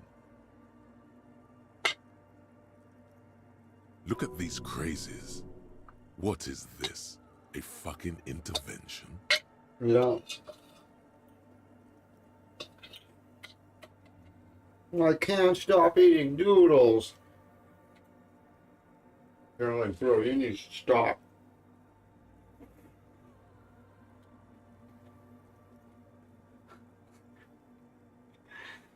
Fuck you, crap man! Yeah, there you go. Can't tell me. I'll eat as many noodles as I want.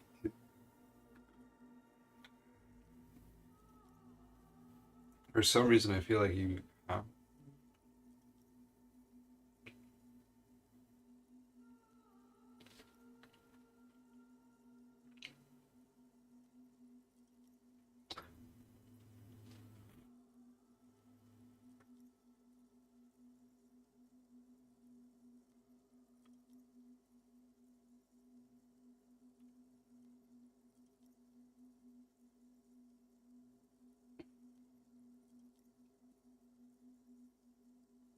Am I?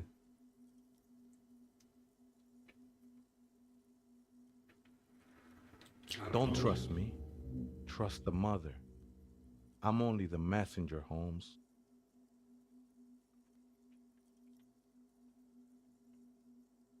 This is the Church of the Mother of Silence. You are welcome here. Mother of fuck you. This mother of silence sounds like a serious player. You might want to be careful until you find out what you're dealing with. I have a bag of nuts in my other hoodie pocket. I'm going to go get them now.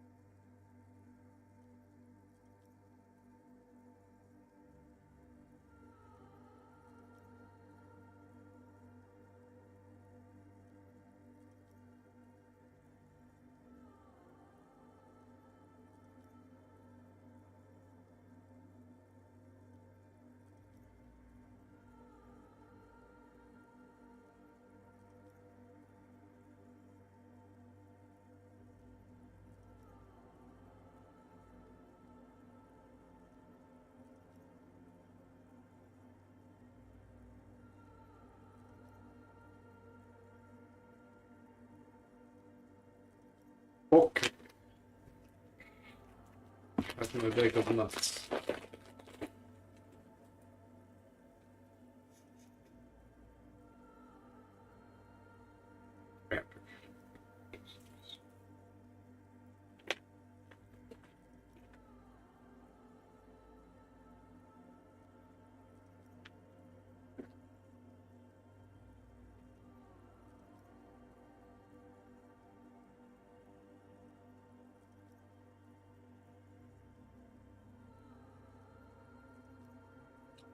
There's something else now too.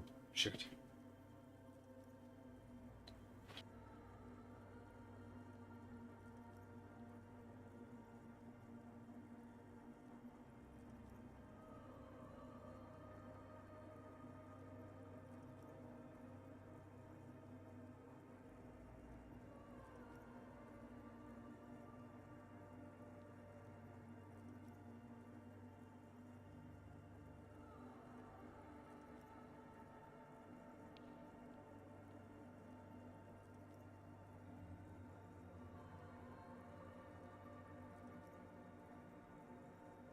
Do, do, do, do, do, do.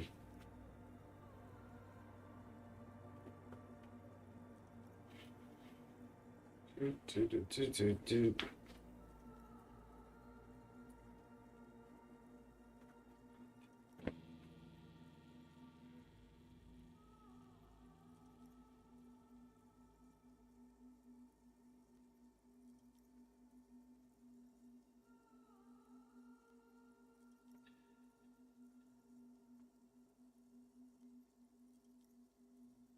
Shit.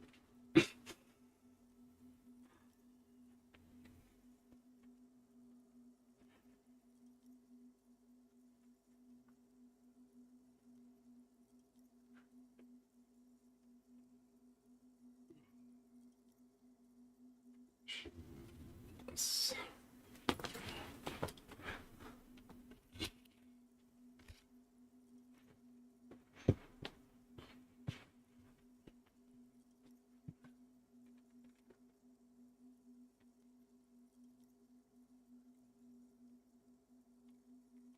Hey, when I lose track of stuff, like I have a nice pair of like not earbuds, earplugs that just knock the level of the dB down. They don't actually like plug your ears.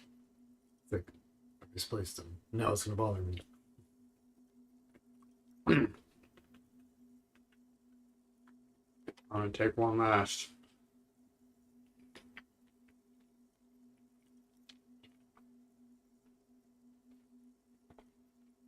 I'll probably just go in the seat in the trunk. Hold on.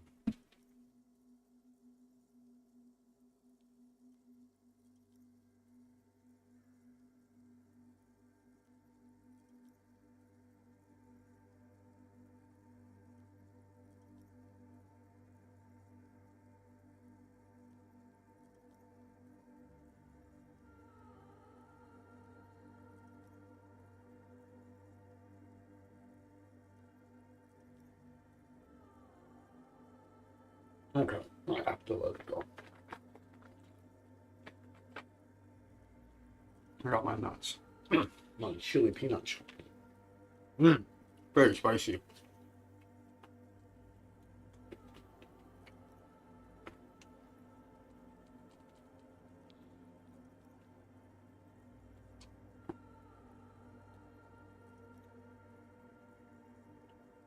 Never known myself to be a crab, but if that's the name you got for me, I won't stop you from using it.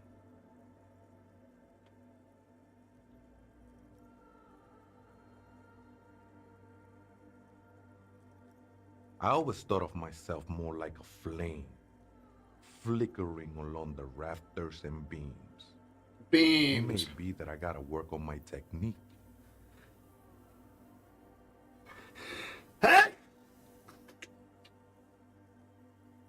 Yep.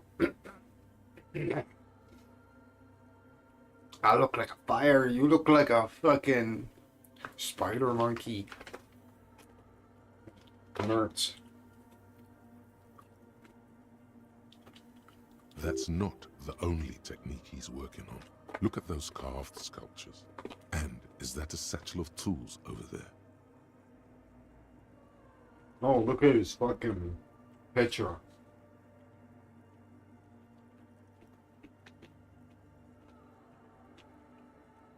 Did you carve all those sculptures?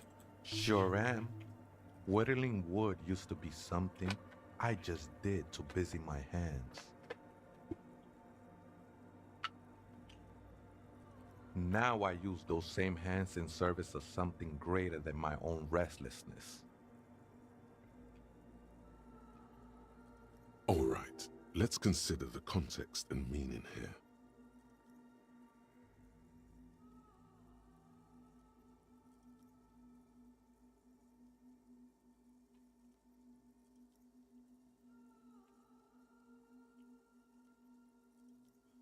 She's all tad derivative.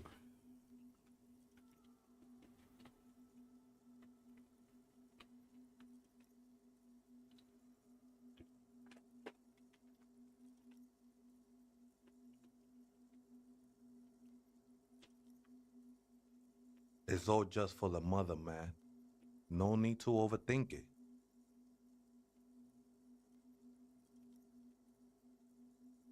I was in a gangway, but my memories of that time are fading. Most of them are already gone.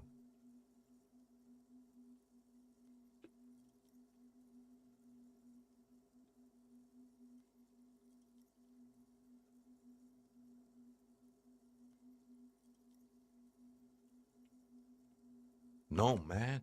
You gotta let that shit go. Then the mother's light touch will fill you with rapture.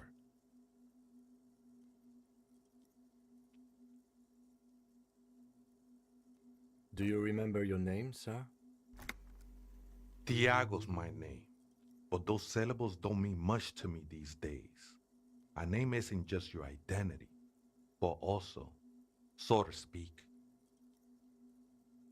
your place amongst your fellows, your place in the world. I ain't got no use for such a place anymore.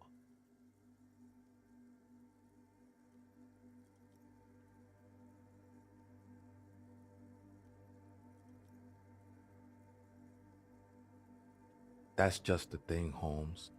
None of that matters.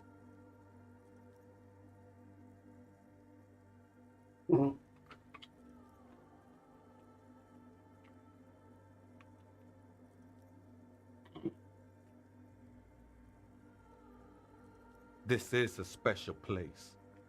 There's a perforation in the world up there, a way out into nothingness. This church was built around it for purposes of veneration. I circled it, nurtured by the silence bestowed by the mother. One of these days, I'll be pure enough to go drink from it directly.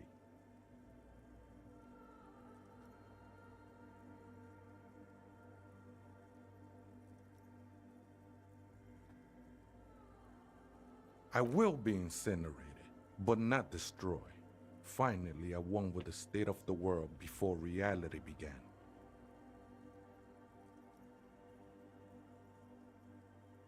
No, no, no. There's a new god in town, and she can be painted or sculpted because she has no limb or even a face.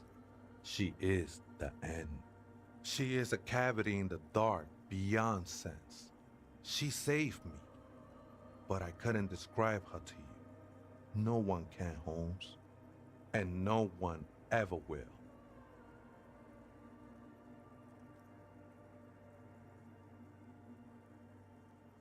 It's not like that at all, man.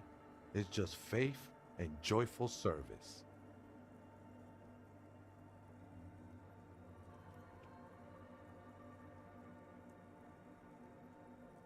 I heard that before, Way, and I know I can't convince you on the spot.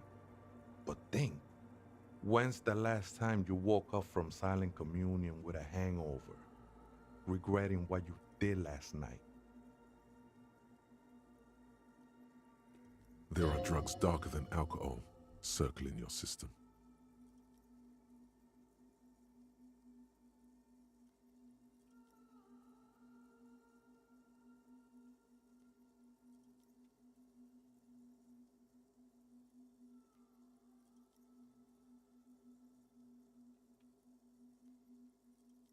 She took you for a good spin, huh? Don't worry, bro. That love is but a drop compared to the ocean of the mother's love. The mother will eat all of you and never spit you out.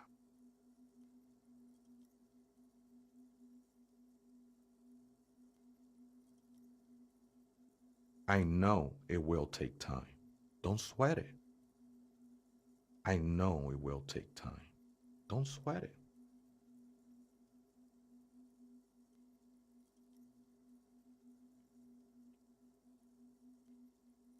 I'm a seraph, Holmes. I sing the mother's glory.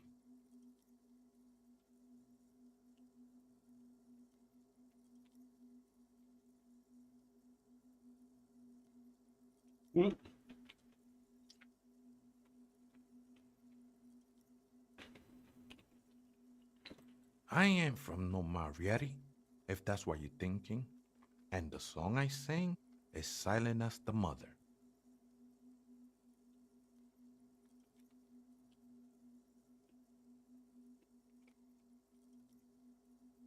He lost his cool there for a moment.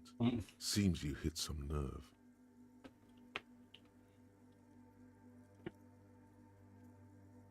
Hard to say. I think I did some construction work here, back when I still had material worries. Up there, I realized what the true purpose of the church was.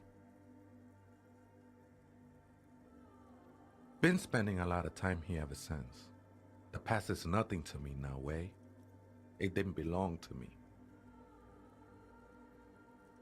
I think they were. A long time ago. I had to shed them like things to get closer to the center of the silence. You could have them. I don't need them anymore.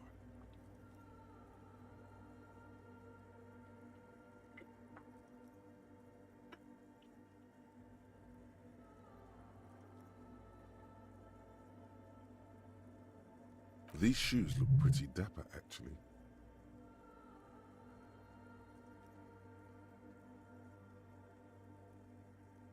The sinewy figure lingers on the wooden beams, blending into the shadows. Something like that. Did you witness it?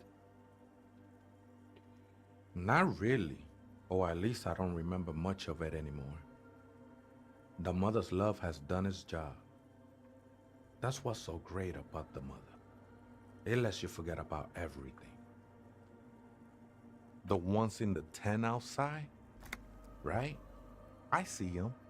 Guessing they're the ones who call me a crab. Probably scared of me. Nah, man. They look pretty funny. And I don't harm no one anymore. Anyway. Though he used to, a long time ago. Why not? They wouldn't bother me none. Really? I'm usually way up there, imbibing. Ain't no music on earth that can reach where I go. Might even be nice to have some company. He said that in spite of himself. He's more attached to the human than he'd like to think. Other spooker? Oh, esa viejita es muy estudiosa. Don't know, Holmes.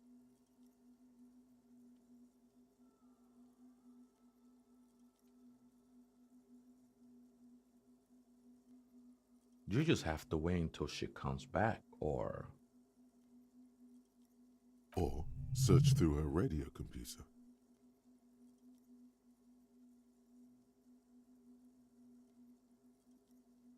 too many times, Ese. You need it for something.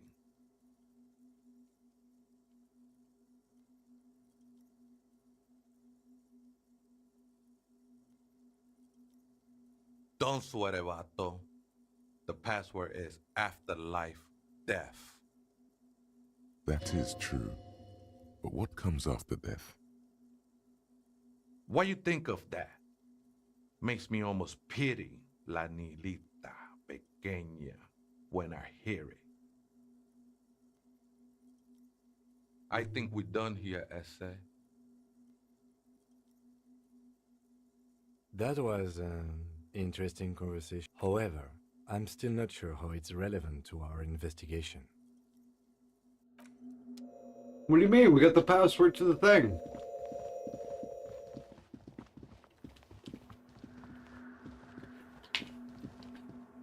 The machine's keyboard is still illuminated. The speaker comes to life. Good morning. Votre accident on Saint-Brun. Good.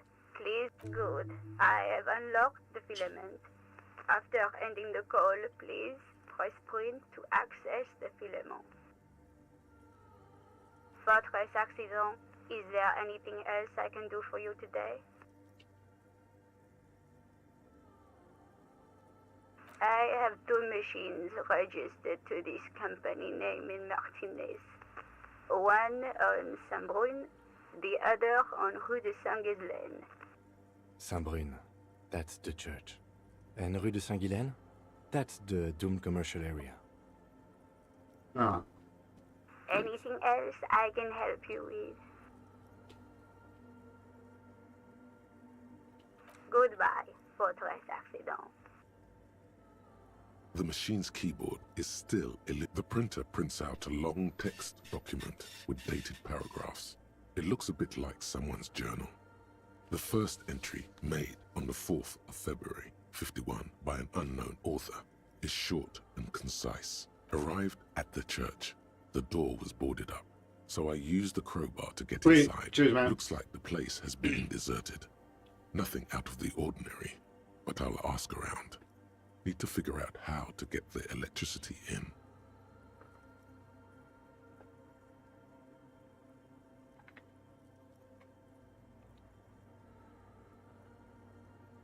The lieutenant leans closer, scouring the printer Delicious. over your shoulder. Just as you finish reading, he looks up, muttering under his breath. 4th of February. That's over a month ago. Whoever set up those machines has been here for quite a while.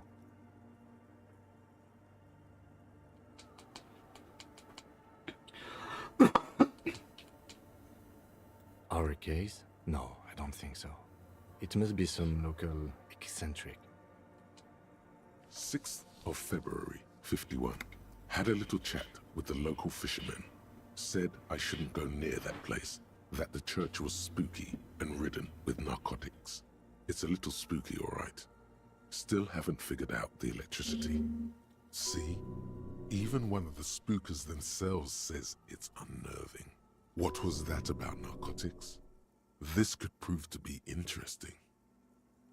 I doubt that we can find any. It's just idle fishermen's gossip to scare away the kids. Nothing spooky about this place either. It's just abandoned and cold, and in an awful part of town.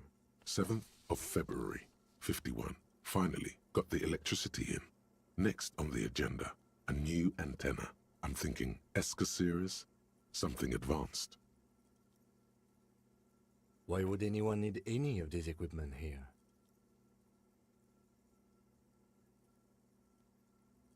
8th of February, 51. Bought the antenna, had some problems setting it up. Called Simon for help. Heard the others are back to making art. Drinking somewhere out of town. Sulislav started a rock band again. Lexi has been seen asking money from strangers. But at least the artists have their act together. They're qualified labor. They can get work anywhere. Graphic design, ads. The programmers are doing fine too. I mean, they're programmers. The writers, though, they're fucked.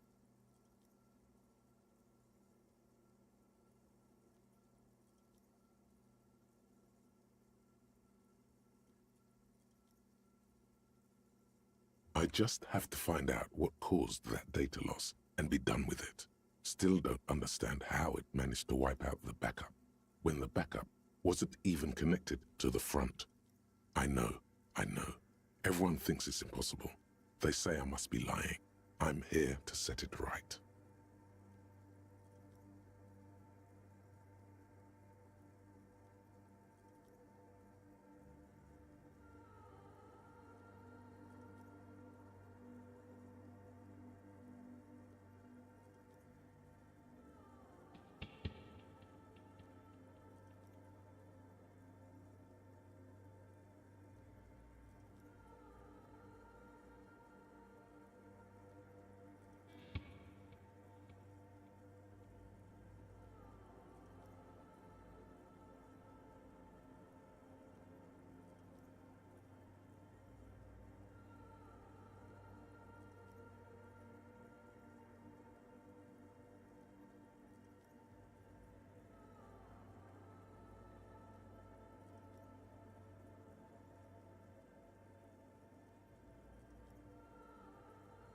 Seems like something to do with radio computers.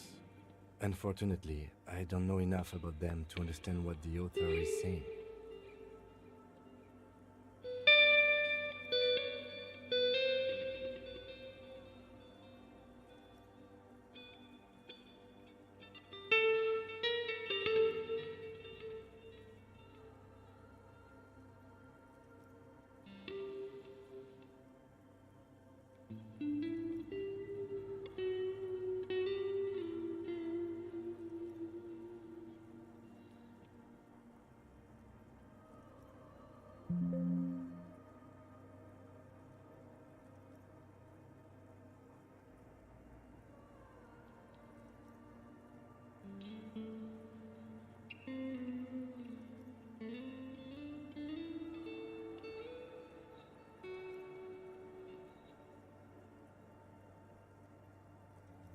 Something about the backup data getting destroyed, and how everyone thought it was the author's fault. Let's just keep reading. I think these people worked in the radio computer games business, the one we saw in the Doom commercial area. They must be our former co-workers.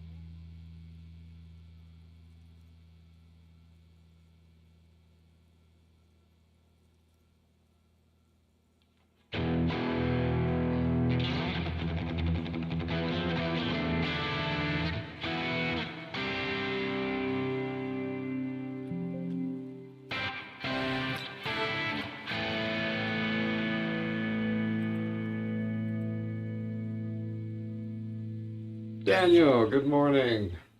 Cheers. Good to see you. Oh, Tony, good to see ya. We'll get back to the game here real shortly.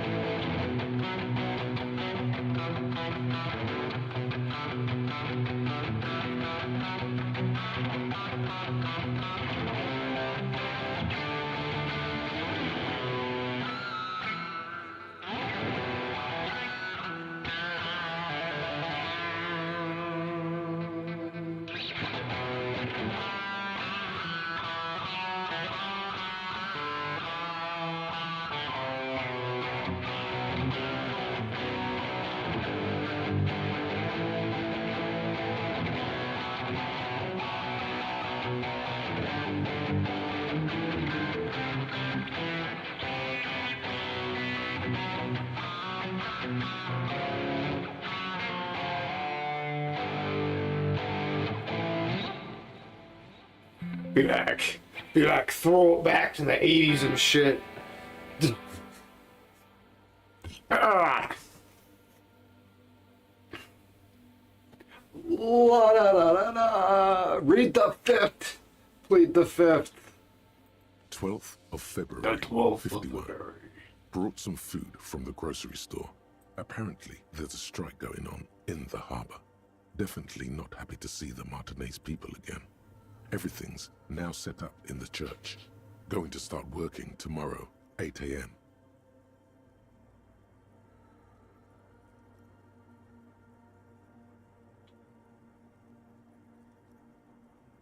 The strike. We are nearing the date of the murder.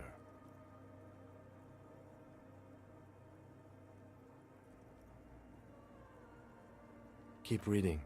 I'm interested now. I want to know what's that radio anomaly that sent this person here in the first place. 25th of February, 51. In the first place. I've been sending data up to Lintel for a while now, trying to recreate the data loss, but nothing. Didn't even feel like logging in, the disappointment. But I did discover a curious audio-spatial anomaly at the back of the church. I've named it the Swallow. It swallows sound. Need to get some mics. Oh, neat.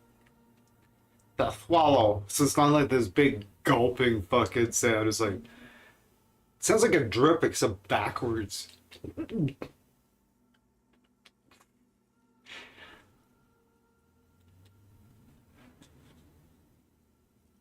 Is she talking about?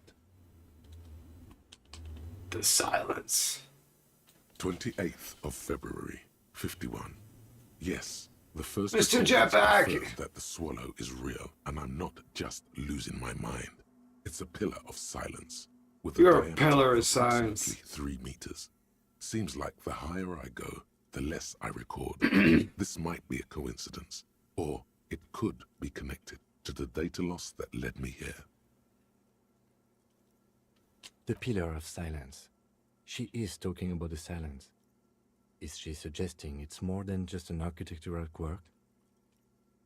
But look at the water bases behind you. They're creepy. The lieutenant doesn't answer. He follows your gaze, studying the basins. The water shines in them. March 51. Some kind of young disco men have appeared next to the church.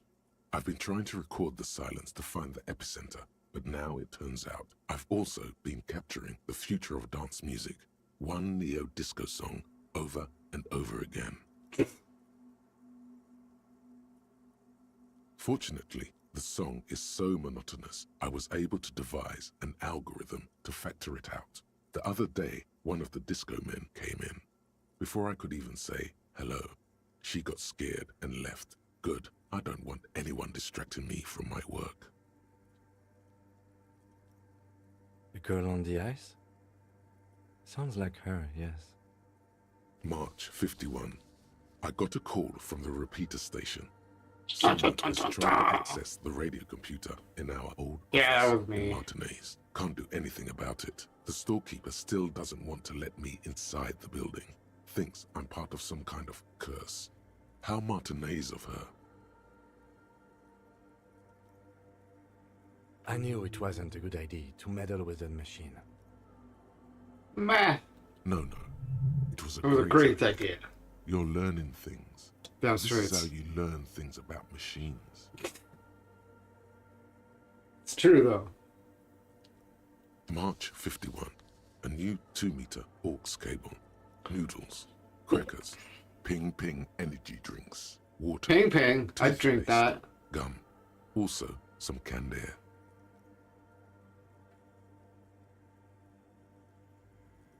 Canned air, though. A 2mm aux cable, noodles, crackers, Ping Ping energy drinks, water, toothpaste, gum, and some canned air. Hey, the essentials, if I ever heard of it. That's fucking solid. That's my fucking, that's the official, ingredients list for my bug out bag. That's the ingredients list. Yeah. A 2mm aux cable. Yeah. Just be like, don't worry about it. We got everything. I got my aux bag. They're like, okay. So you grab the bug out bag, and we show up there, and they're like, all right, what do you got? I got an aux cable, noodles, crackers, Ping Ping energy drinks, water, toothpaste, gum, and some canned air. We're good. Let's go. You better have a fucking baggie full of crystal meth too, motherfucker. Someone's coming. A strange woman makes straight for the radio computer. Oh, it's her. She looks fucking weird. Suna!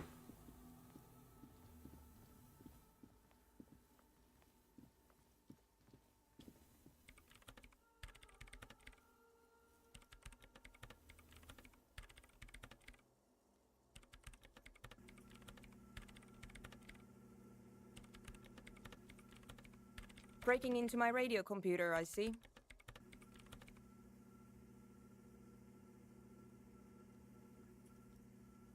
Yeah. I do apologize for the intrusion, madame. We are with the RCM, you see. We're on a side case representing certain music venue organizers. We're not just breaking in. I'm pursuing a mysterious lead, searching for my lost time. You won't find any answers from here. You never know. It's just me and my computer, and it has been this way for weeks. Now please give me some room. I need 2 seconds to see that you haven't destroyed anything. We should talk to her after she has rebooted the machine.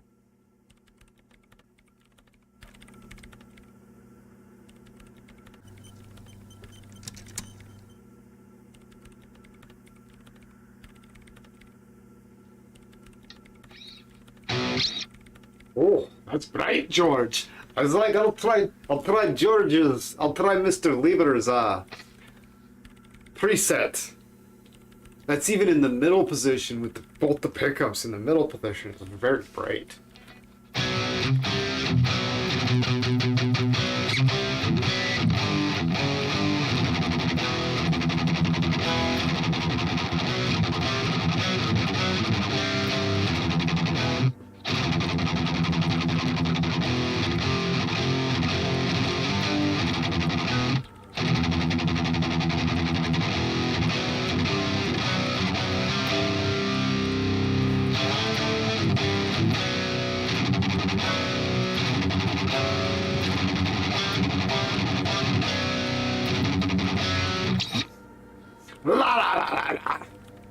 Excuse me.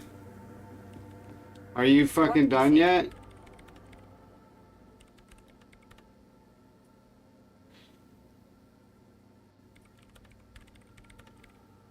No, you just printed out my personal log and wasted some paper.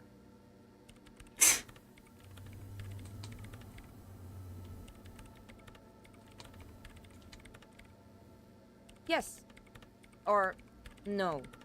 Not anymore. That project is dead. She doesn't seem surprised to be recognized. Rather sad. Something passes over her face before she straightens her back.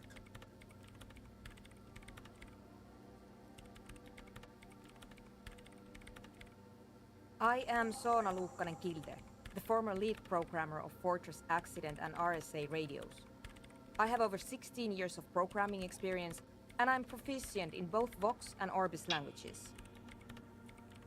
Aye. If you're not here to hire me, I don't really know how I can help you. Did she say over 16 years of experience? Have you seen the crap, man? No. Yes. He's seen you. And? Okay. I don't care. I don't care about crap men.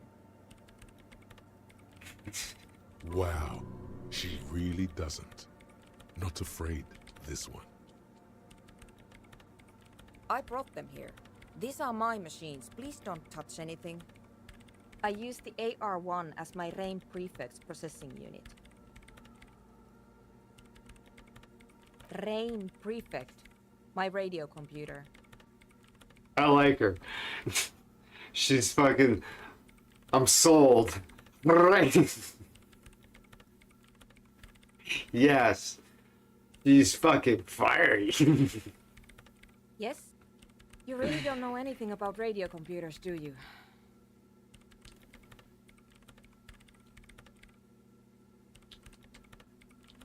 Alright. Well, all radio computers perform operations up on air. So in order to gain more processing power, you need to invest in a good antenna.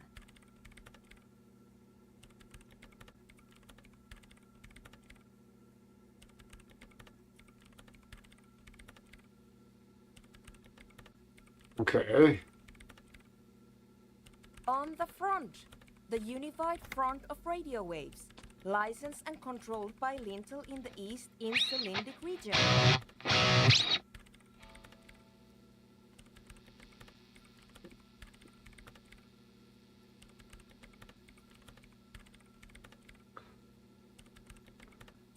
Okay. It's all around us. That's what on air means. Ha!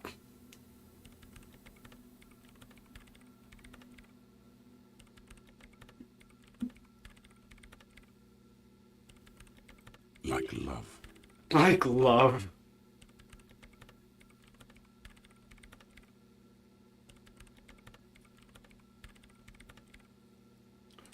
Oh, I know what to do. Of course it's a dynamic 57. Fuck the dynamic 57. I hate the dynamic 57. Wow, it's fine. I don't know. I don't It's so bright. I guess it is. So far I've been quite satisfied with it. Martinez is an unstable region with bad coverage, and the operation has been surprisingly good. I generally go with the ribbons. Ribbon 121, ribbon 160.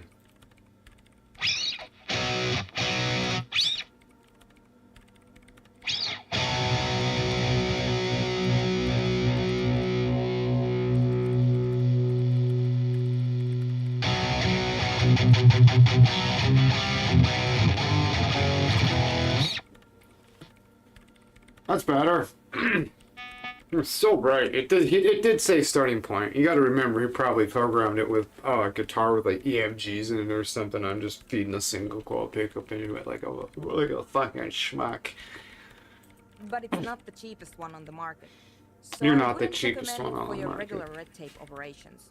Fraser 1000 is a foolproof line for civilians.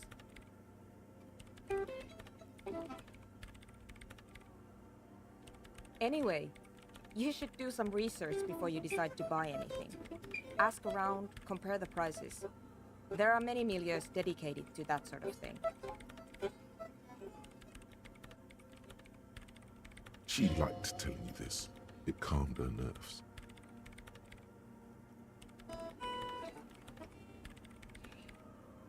I'm working. Could you just shh for a moment? Or get to the point. I really need to focus on something.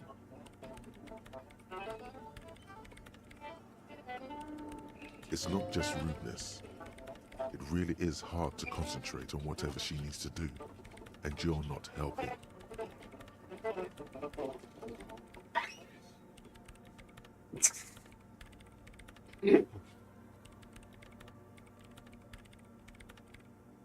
They are connected to my RAIN prefect. Whatever you do, just please don't move them, okay? Thanks.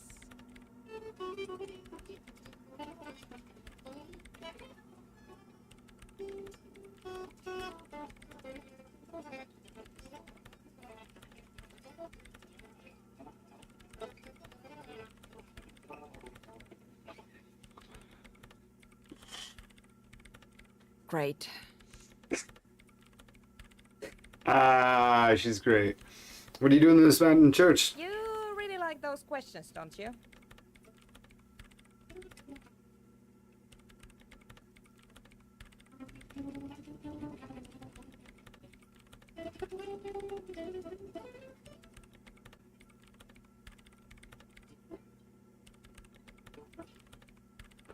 Yeah.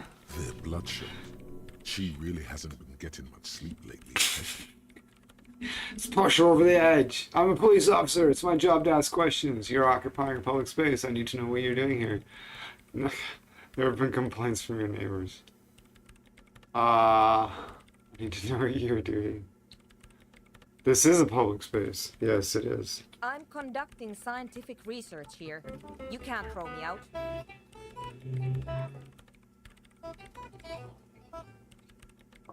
What research? I'm looking for the location of a 2mm hole in the world. What? Wait, what? She's looking for a disruption in the radio waves. That's what her personal log said.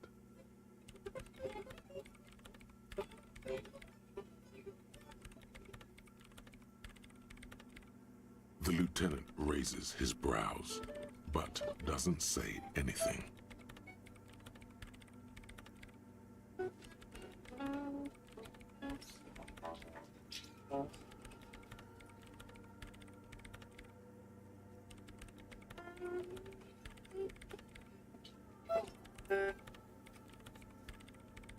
The hole connected to the data loss in your journal?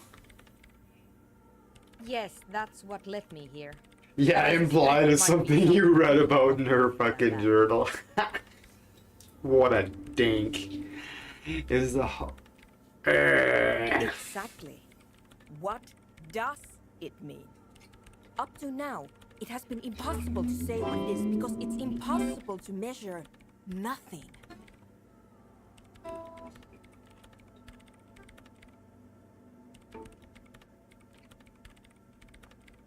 What do you think it is? What qualities does nothing have? How do you measure something that does not exist?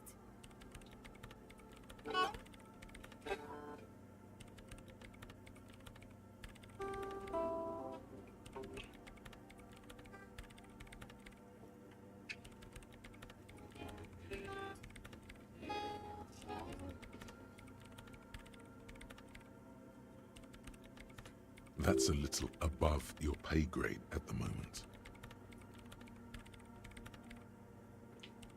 Hold on a moment. What does it mean we're now living in a world that has holes in it? I can't even understand how we're talking about something that doesn't exist, let alone measure it. I don't know. I'm not here for some science. I just want to solve them so I can go home.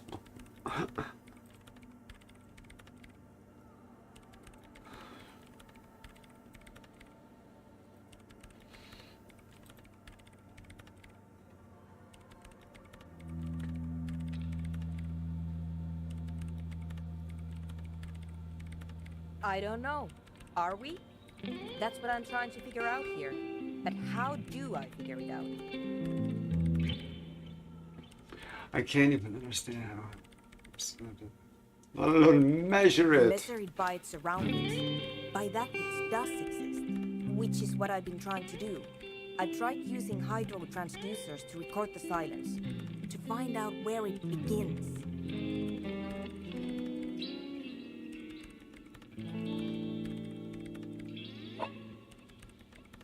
But honestly, it's not progressing very well.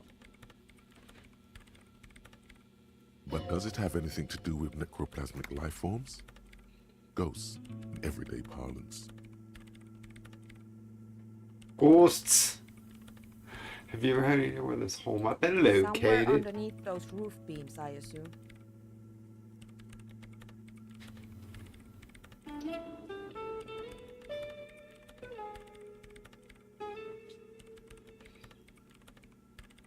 Strange things may flourish in the dark.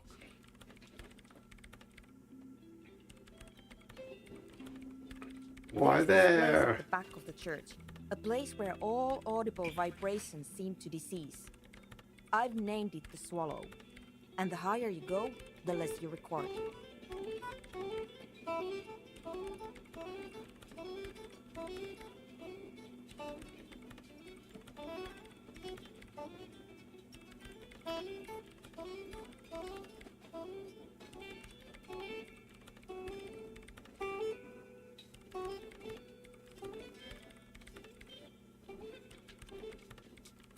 The Pillar of Silence?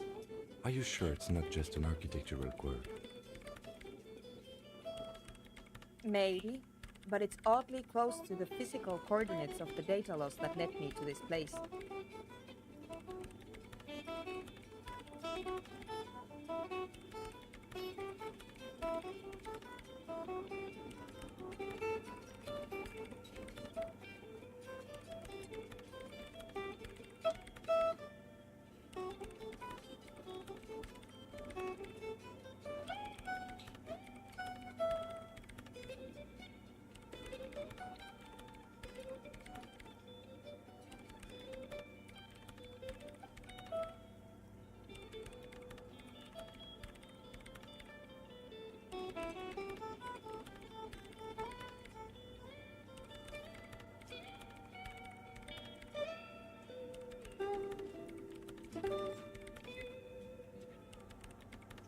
This is where the crab lives. I know. You don't think the crabman might be somehow responsible here? No, I don't.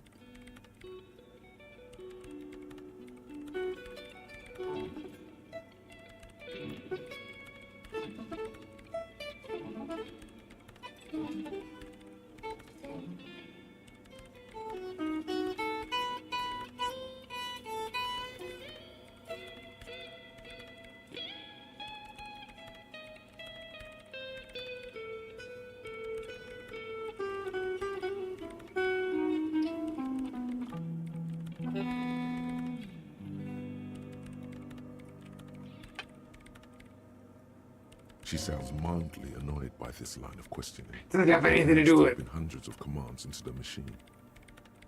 Ghosts? No, I don't think so. I don't believe in ghosts.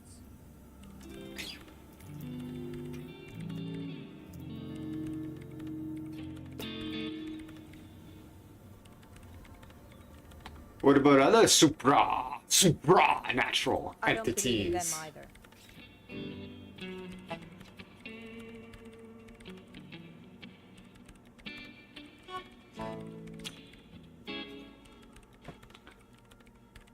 Necroplasm exists. What are we talking about? And why? You said that the research isn't going well. Why not? Because it's just trial and error. Trying to locate the Swallow, the exact point in space. That sounds dirty. That's what she said. Hold on. It's just trial and error, trying to locate the Swallow at the exact point in space. Yeah, yeah, she says that all the time. I can't find the Swallow.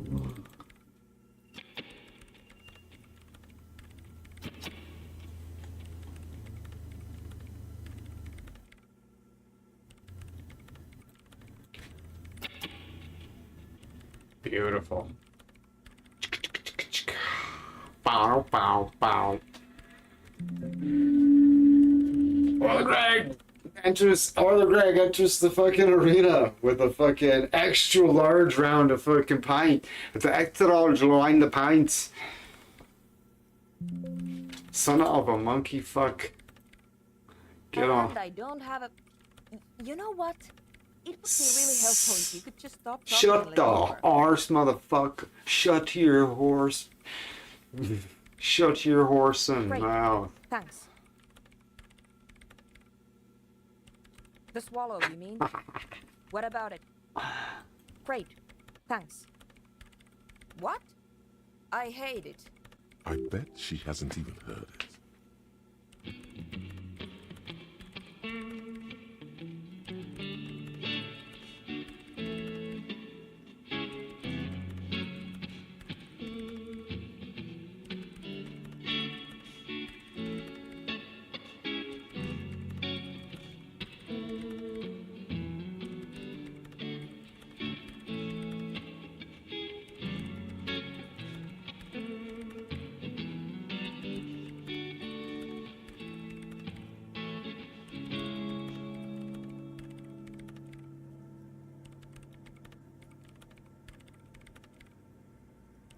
Maybe I'd have to be on drugs to get it, but to a sober mind it just sounds like uninspired rug ripping.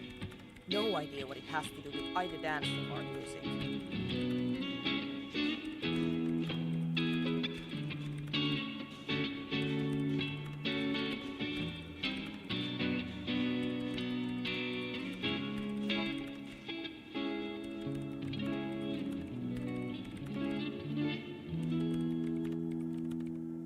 This is about those speed freaks in the tent, isn't it? I've got some news for you. It's not a nightclub they want to build here. It's a crack den. Take a guess, why don't you? A horror. They want to build a fucking disgusting little meth den. A youth center would be nice. A petting zoo, maybe some community space would help. But although I'm still convinced they established a nightclub for anime dance music, they said it was their dream. I can't believe they got you so easily. Go have another talk with those up-and-coming entrepreneurs with you. Thanks.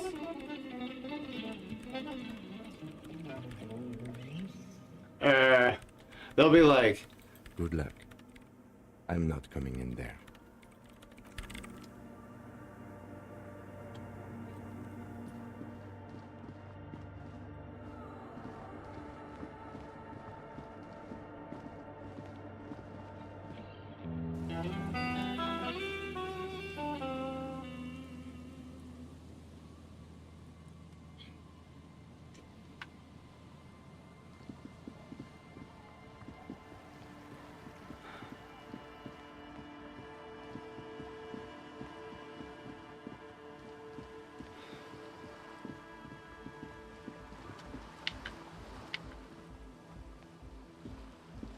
Hello again.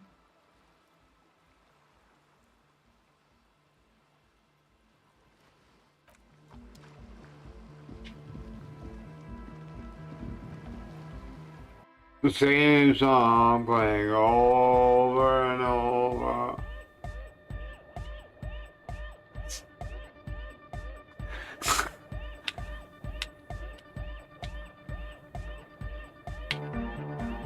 The young man with the tape recorder acknowledges your return. When he looks at you, he squints as though you were the setting sun. This is hardcore. Hardcore! Hardcore to the mega. Internally coherent.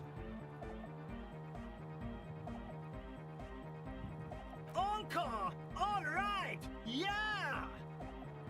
He furrows his brow as his very large head traces the sublime invisible movement of the music in the very real air of the stuffy tent. Hardcore! Ah!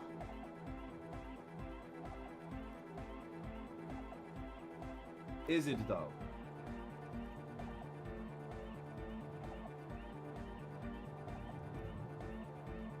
But is it? I mean, really? Feels like you should reply with the very pinnacle of idiocy here, so that things get totally transcendent. But you haven't gotten there yet. I am the mic enforcer. I am the chicks checker. Yeah! Back to the heavyweight jam. Hardcore! Hardcore! Hardcore to internally coherent. All core! He furrows his... Hardcore! Ah! The question is, what is the question?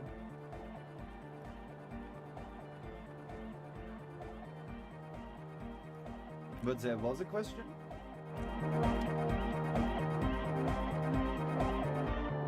The cloud. True. Intern. All car. All right. Yeah. He furrows. Hardcore. Is it though? One mind, one spirit. There's no other world. There's no other life.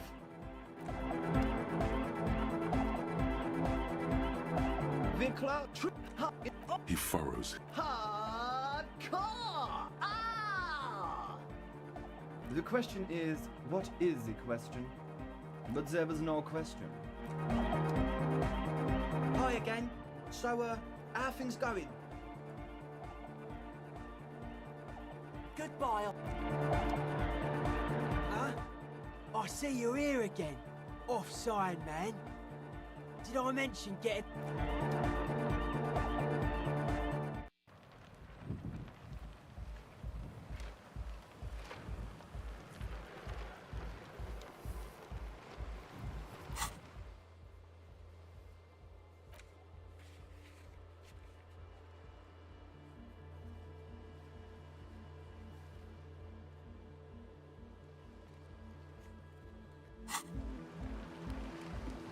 Who the fuck? Who's Andre? Is Andre in here? Hi again. So, how are things going? Yes? What's the deal? Oh, man. Who is he? What did you think? He seemed okay, to be honest. Very spiritual. Really? Huh. Interesting. What's he doing in the church?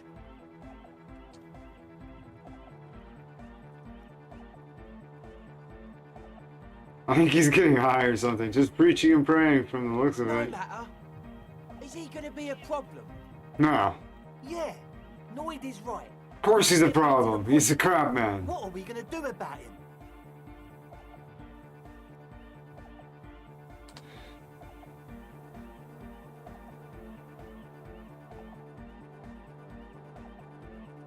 He wouldn't mind a nightclub. He told me that. Yeah, that's right. Man.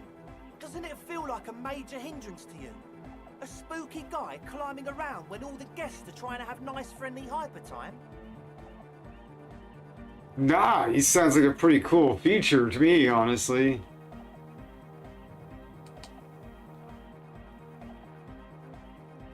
I guess it's not a massive problem, now that I think of it. Nah, he'll be a draw. They'll be like, oh, there's a fucking weird guy that lives in the carves and the climbs around on the rafters and fucking like, yeah. He'll be the main draw. Everyone is welcome to dance till the morning light. Yeah! Maybe. I guess we'll figure something out. Okay, but what about the other spooker? The one in Grandma's clothes? Did you see her?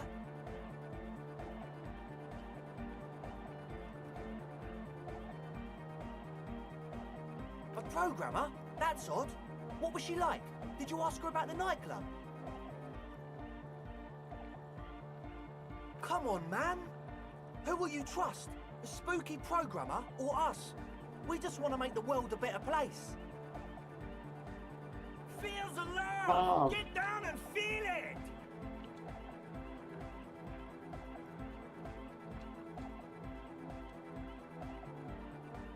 You'll get there, believe me.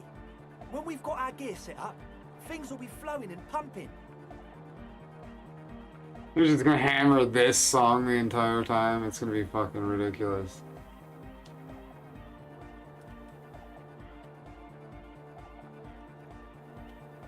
Anyway, now that it's settled, how did she see? I mean, disposition-wise, about the dance club idea. She didn't like it. What a pity. That's my favourite thing in the world. And she doesn't like it at all. A shame. What can we do now? Do you see a way out of this jam? And into a laser-lit future of dance and unity? We'll have to kill her. Unity! Dance! And you can't just evict her? No, we'll probably have to kill her. I won't evict her. Yeah, I'll kill her though. I could go for another try, bring the hammer of the law. We have to come up with a different solution. Yeah, we're gonna kill her. Honor man. Yeah, on my honor, we're gonna have to kill her. Noid. No, Noid. You have to kill her. Maybe we've approached it the wrong way after all. That's right. I'm sure there's a workaround. We can make a deal not to bother her.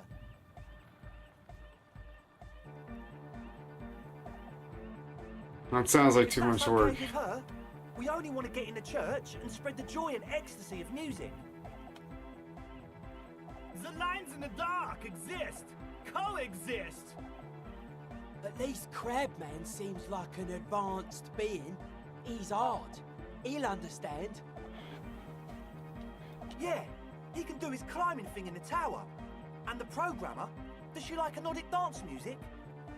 Egghead cannot believe what you just said. It makes him pump the jam a little slower for a moment, but then he returns to the full swing of it. No worries. We'll figure it out. If coexisting fails, you can always muscle her out, right? If it's all okay with you, what do you think? Muscle her out.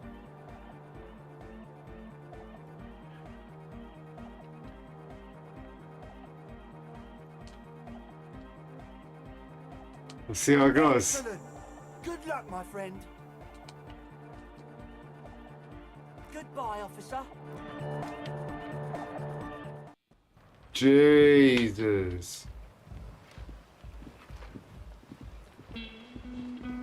Hello again.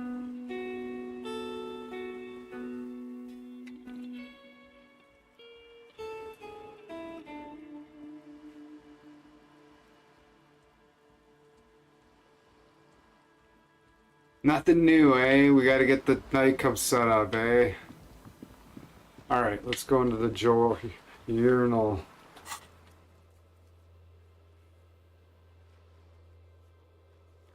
Convince Sooner to cooperate with the Ravers or evict her.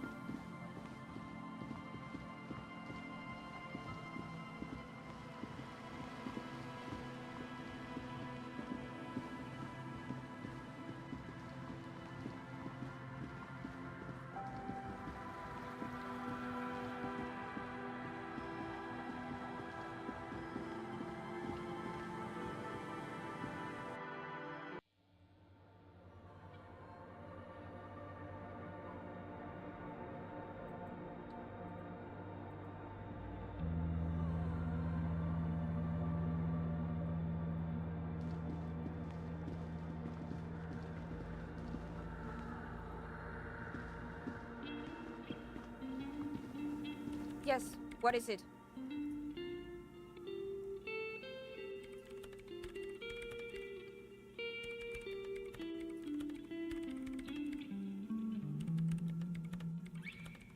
What if I just force you to leave? I'm a police. What if you didn't have to leave and I talked to Andre? He wants to make it work. I talked to Andre. He wants to I don't make want to make anything work. Yes, anything. I don't want to make anything work.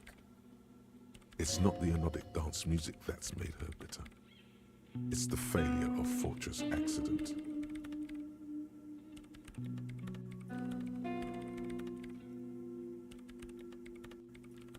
That's right. If we couldn't get our Welkins to happen, I don't want anything to happen. Ever again. There's not a trace of irony in her voice. She means it.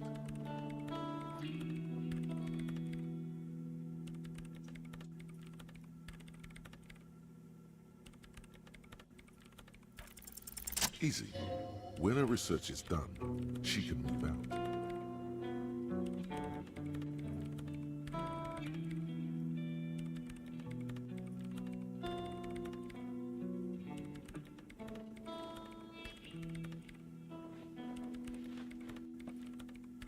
Listen, about your research you mentioned earlier, that it's not going very well. Maybe I can help you with something. What? No, I don't really need any help with the project.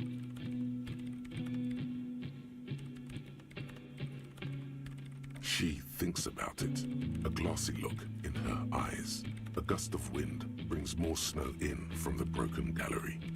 It touches her hair. Alright. Bring me the game's off-site copy from my old workspace, if you really want to help. It's stored on a filament memory, and I'm unable to go and fetch it myself.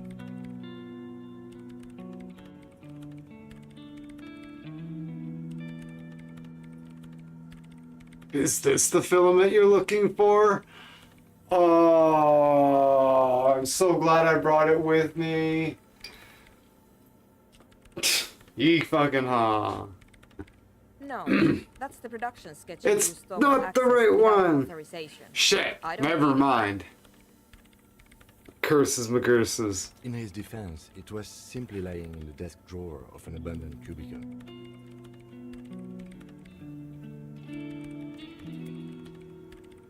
Boo! Wow. I should know that fucking this game is just gonna fucking like just do me dirty at like every turn. Okay, but still.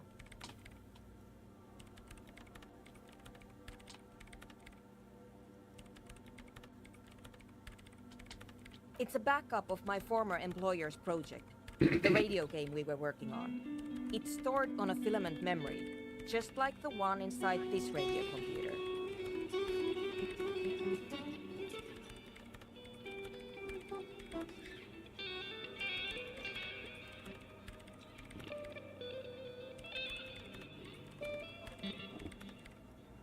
She's making it extra simple for you. The backup itself is destroyed now, but I'm hoping to use what's left of it to pinpoint the exact location of the anomaly. You just have to go to my old workspace and get the filament.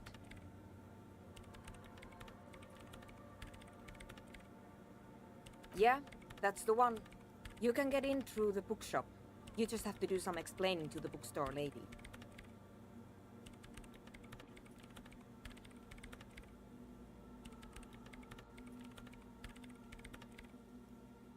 Good. Then you might know the giant ice bear fridge in the building's cellar. The filament is inside the fridge. Just go and get it. Yeah. And it's been unplugged for quite a while, and it's been thawing, and I just needed time to progress, and it's probably has. In the giant... But you've been to the fridge and it wasn't there. There was a note saying... Oh, hold on. Wait. A note from whom? Did it specify where they took the filament memory?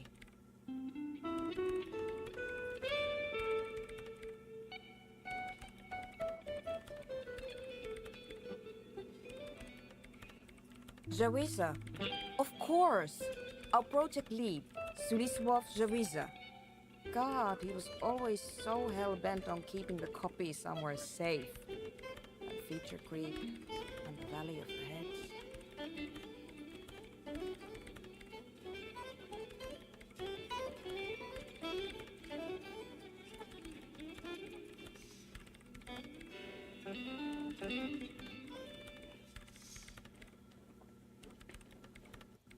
Like it would have belly made a of difference. the The offside heads. copy was perfectly safe when the data loss happened. That data loss was anomalous.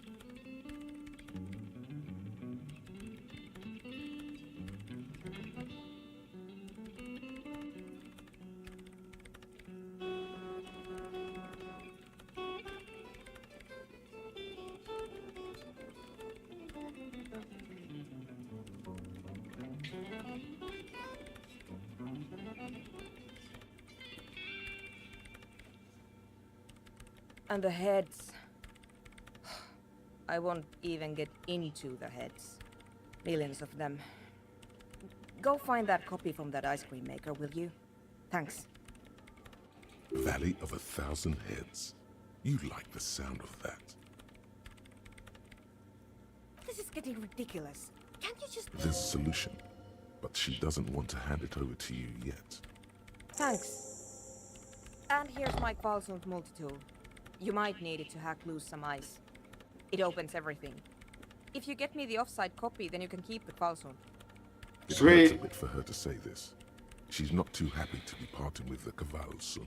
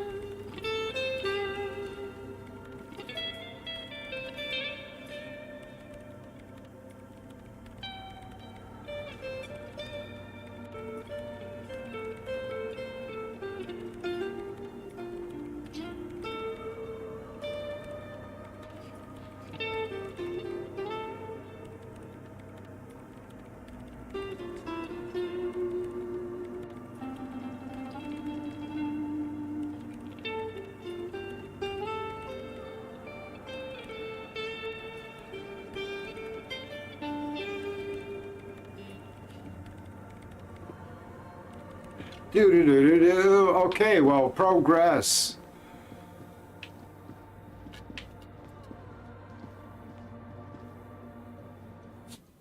Voxel, gonna be continuing with my own Disco Elysium run. Bye. Cheers, alright.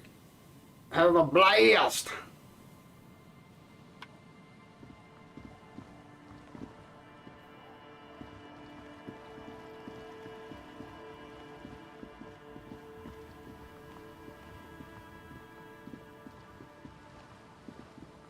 I was like, I got a bunch of progress, bunch of new ends to tie up. Okay, I should turn off the flashlight.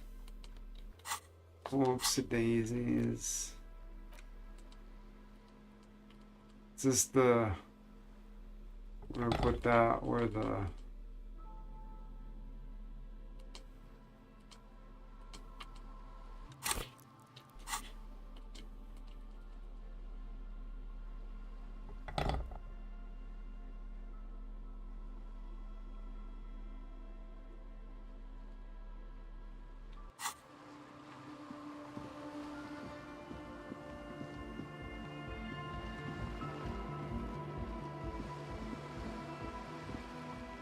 Oh, look at that thing.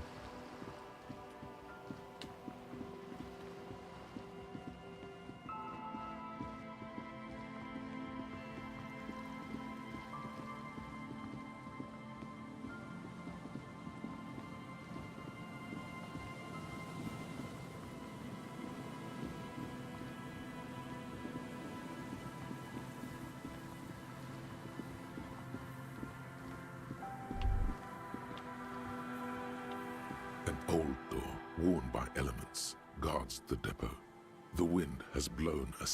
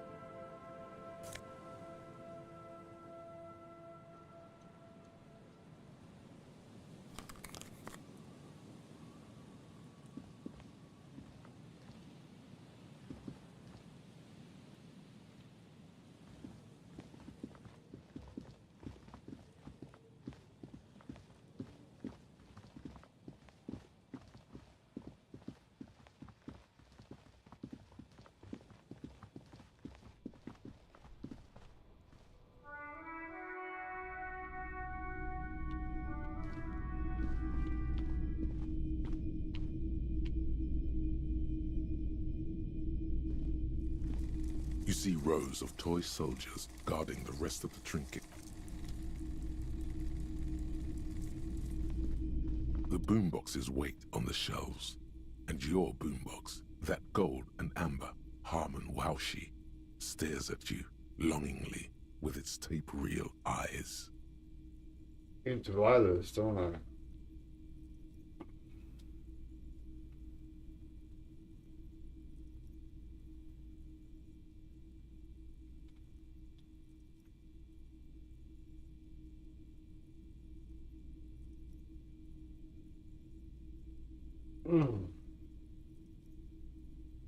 And here you are, quality sound reproduction on the go. It'll play anything, wherever, turn any tape into a conversation of sounds and shapes.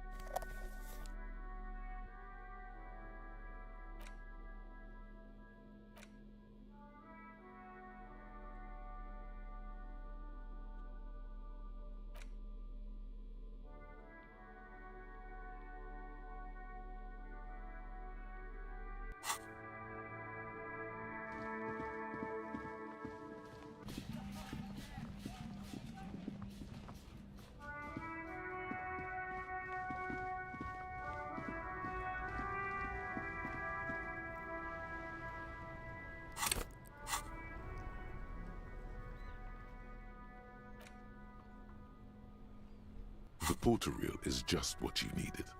The reel's attached to the apparatus with a satisfying click.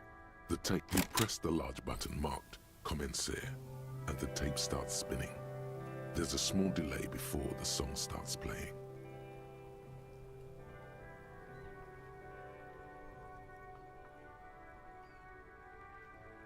It sounds like someone's moving in the room, getting comfortable. Then the organ starts playing a simple, melancholic tune echoing in the hallway. A lone singing voice joins in, telling you about the tiniest church in Cessons, surrounded by even tinier yard. You almost feel the seaside mist on your skin. It's mega sad. A click, then silence for a bit. Then the tape stops spinning. Nothing to do with this right now. Immediately, the boombox tunes itself back to the Friday night beats, vibrating on your shoulder.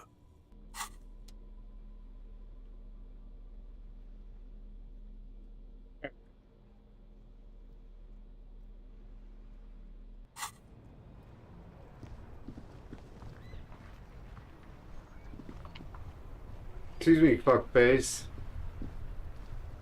That's one brutal motor carriage. If I were a real skull now, I'd jack it, paint it in palm tree livery, then bottom light it, neon style. Hey, it's Bruce Dickinson. I wonder where that name, I wonder the etymology of that name came from. A snazzy, shit-ripped skullmobile like this would make a fine trophy. We could, like, hang fucking shrunken heads from the side mirrors. Cops' Fuck heads. yeah. Scary tribal shit. How do we hang your head from the side of it? Yeah, tribal shit.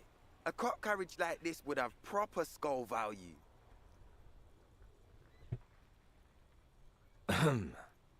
While I appreciate the interest you take in my brutal motor carriage, I have to stop you right there. The RCM takes threats directed at its property seriously. It's just theoretical work, Copper. No basis in reality. Man, if we were certified skulls right now... Jesus.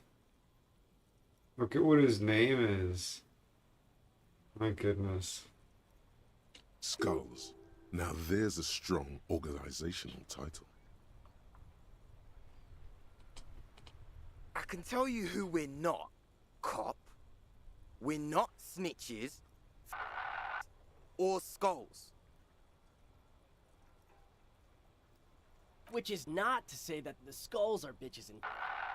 On the contrary.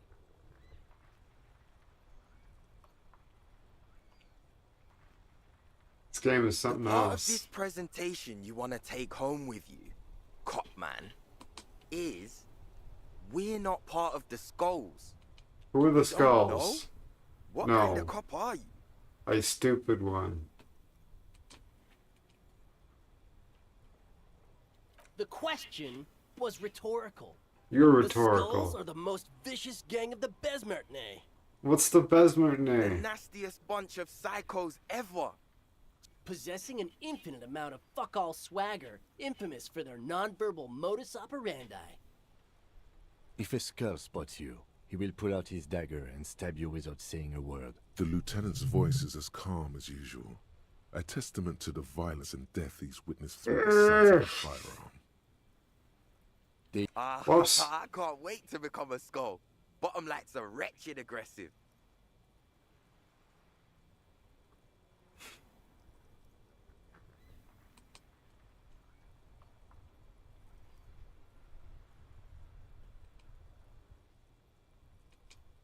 Oh yeah, Cindy's a right proper skull. Yeah, a true artist of the future. Just like Arno van Eyck. By the way, if you see Cindy, give her our regards. The lieutenant on your left is unusually lenient toward them. Oh man, yeah. We're not fucking kids, man. Be wary of the abyss. Yeah. Probably because of how non-verbal their mode of operation is going to be. It's a threat. Don't fuck with me, boys. I'm one of the bad cops. I just wanted to talk to you about music. Now there's a conflict all of a sudden. It's too much.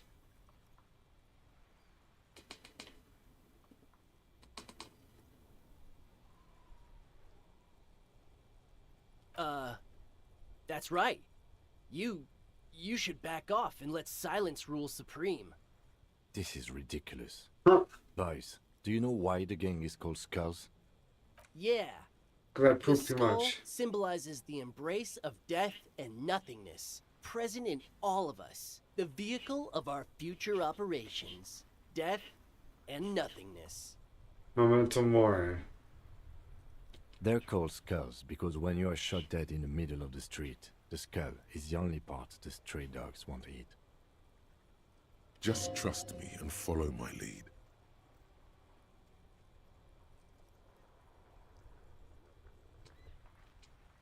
And do what? Walk away knowing that there are two delusional hoodlums interested in joining a criminal group whose main areas of expertise are jacking cars and killing police officers?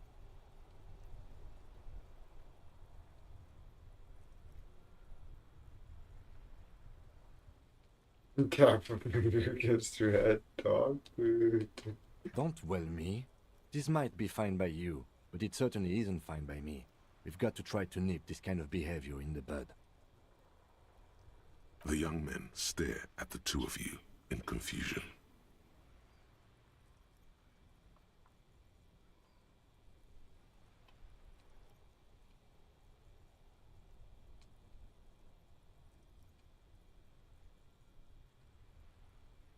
Mm-hmm.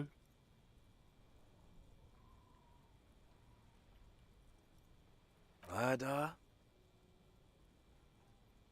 Yeah, sure. We'll gladly tell you everything we know about it.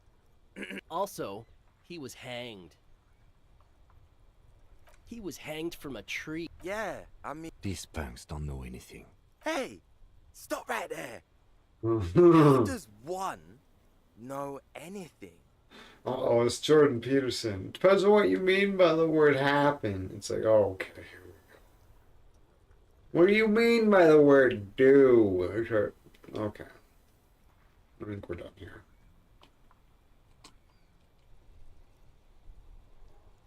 Fucking philosophy, man. You can do aggressive shit with philosophy. Oh, yeah. Justify shit. Absolutely. What about them?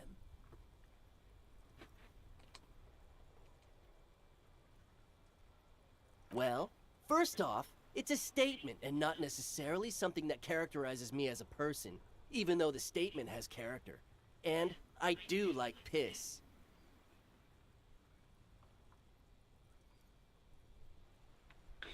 Gotcha.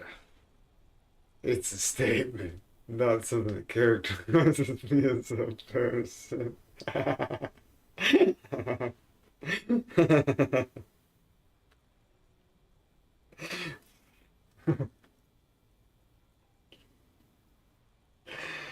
Oh my god.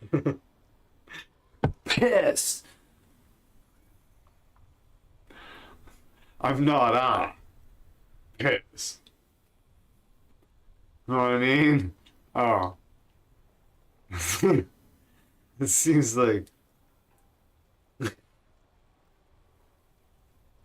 it could get confused pretty easily, eh? What do you think? Well, I didn't say anything about it. He brought it up. Well, I just said, why does it say that? But he was like, no. I get the confusion all the time. Here, we'll clarify it right away. I'd say, oh my goodness, what a dummy. The word piss epitomizes the struggle taking place in the world. Things being defined as they seem, not as they are. And, I guess, it's also about communal spirit, the future, and truly appreciating our differences. No, it's not. This guy's full of shit. You've got to admit, it catches the eye. And since the Grand Piper is slowly but steadily moving towards basing the economy on it, attention, it is imperative that the medium itself convey the message. Yeah, it's what word I mean salad. by this is, we are all pissed, and that the world is inherently meaningless. That much is true. Okay.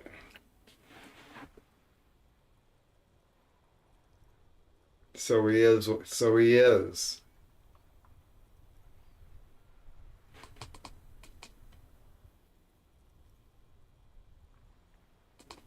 Like I said before, many men keep searching Fuck for the world. for so-called true love, which is actually just obsession masquerading as kinship. The thrill of the chase, the hollowness that fills your chest cavity after catching it.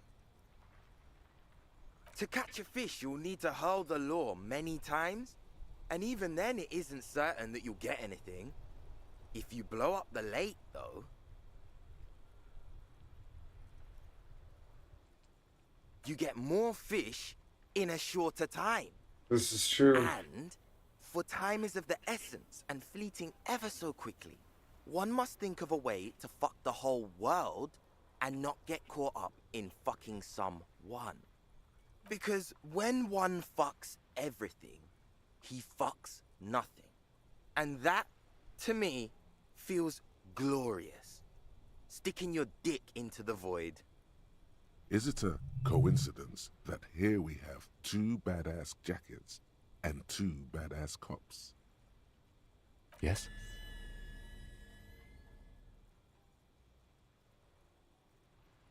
Leather jackets adorned with immature writing? The ideology they convey helps the boys justify poor choices in life and fashion. I'm not a fan. What are you implying? I'm not sure I understand you, Detective.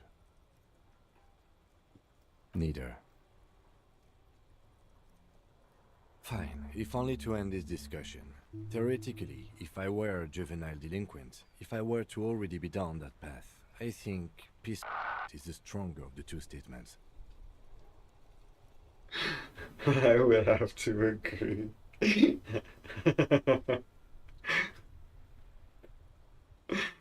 Oh, man.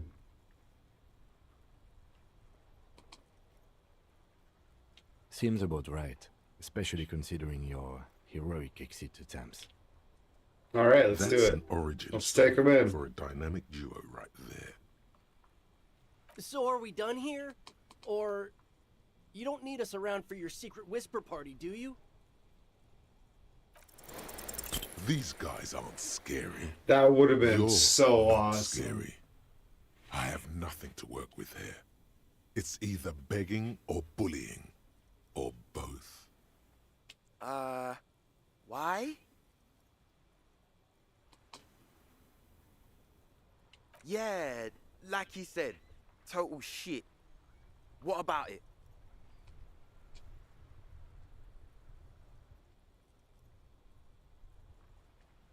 The lieutenant looks down at his bomber jacket and shrugs, obviously content with his uniform. Fine. Fuck it. Here. Take it then.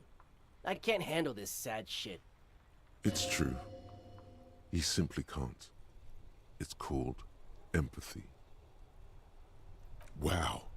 I did not see that coming. You better wear that jacket with pride. Fuck that. You're not getting mine. My dad's a lawyer in La Delta. He'll have your badge. No, he won't. The lieutenant is lightly amused by the situation.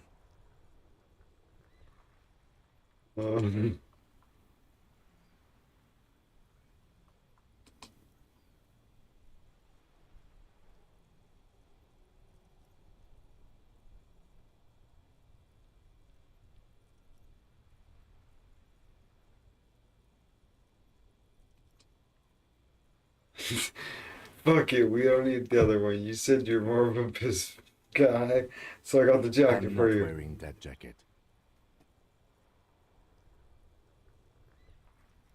Go undercover, I hard. don't think this case requires us to go undercover or raise hell. In fact, I don't think the jacket will be useful at all. I'll keep it then. Dude, I'm fine with that. Look at this cute shit. How can we become skulls if you go around fraternizing with cops? Let's get the Fuck. I'm sorry, man. I just don't like confrontations, that's all.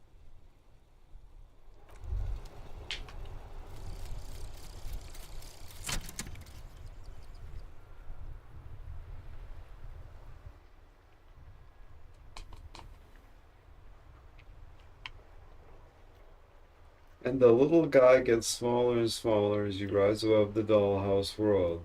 You see him out in the snow, on the streets, in the shop on the corner, and finally in a matchbox house. Sitting by the window, white flowers on the windowsill. You can smell them from here. It's awful. A white morning, a modern death, divorce, or something similar. All you can do is put more distance between you and him, to make him smaller, make you less. Oops. All motor systems can. When you cast raised by one.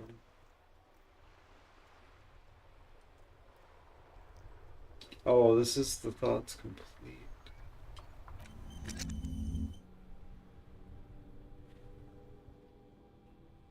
Okay.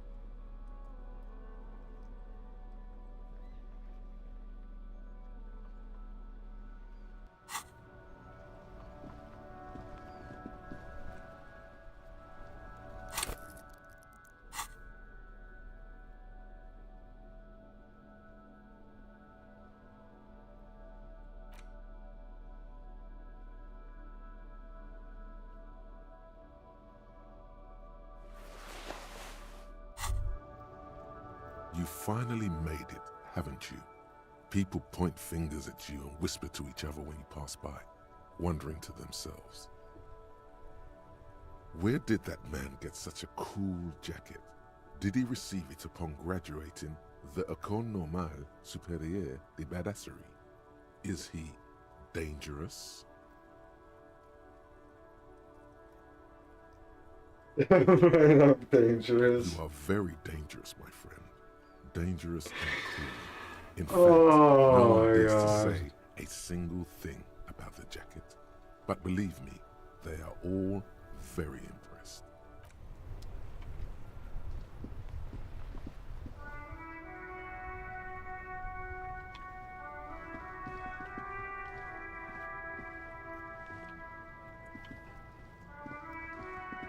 All right, so.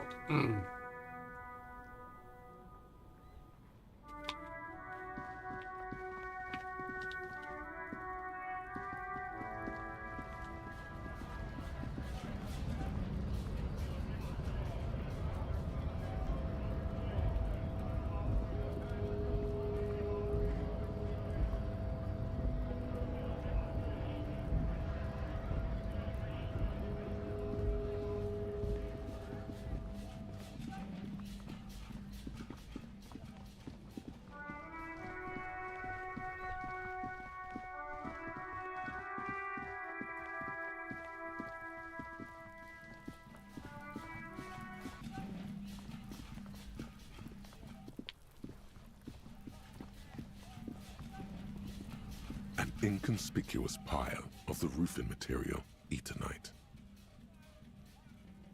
It's nothing. Someone just left some roofing material slanted against an old shack.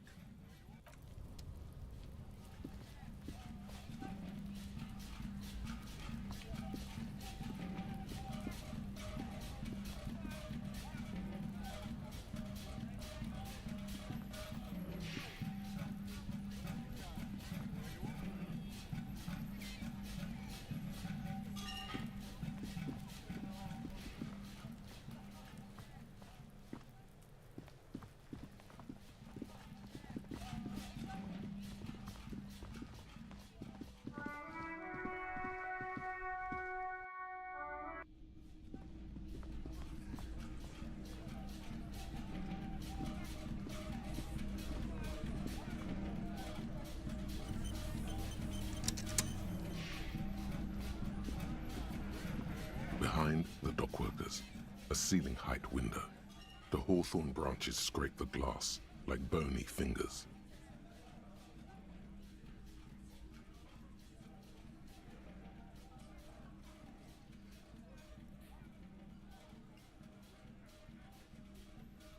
The men are talking, but you swear you hear those black limbs tap on the window as the wind blows outside. There's a little slide panel up there to let some air in. No need to open it in spring. It's still too cold outside.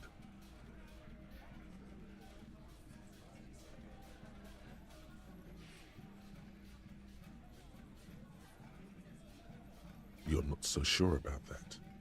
Somehow you just know there's something out there behind the glass.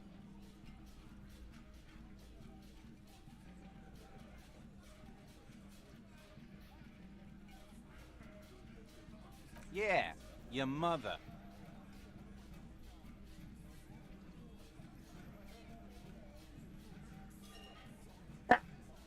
Daddy! It's not a very good mother joke, but the room still laughs. Something about those mother jokes just works.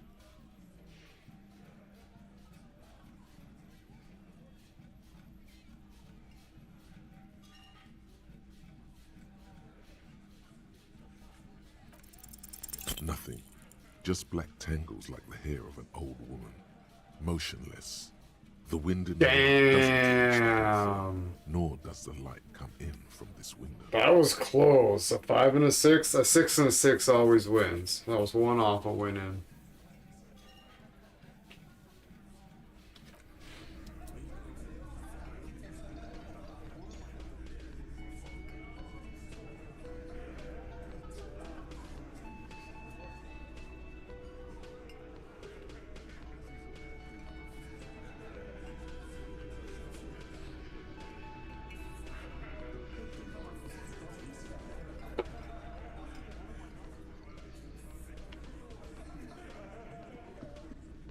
It's you again.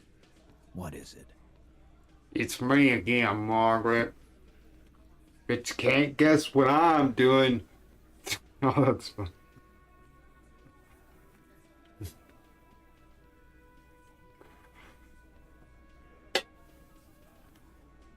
I want to talk about the hanging again. I found someone who saw the hanging, a witness.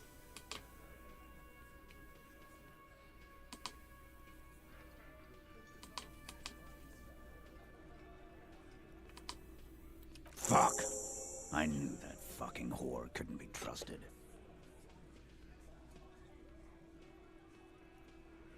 You've hit a nerve. Titus is furious. No, more than that. The loyal Titus feels betrayed. That's when the fucking all the beats will start looking at you. All those fucking the rays out of the beat eyes come out, and it's like being a beat ray. That's when the beats are staring at you. It's called beat rays. For the record, Titus Hardy did not explicitly specify the victim as a whore, nor did he say anything about trusting her. Yes, he did. Oh, shut up and stay out of this, Liz. He raped her. He was out of his fucking mind. You have no idea.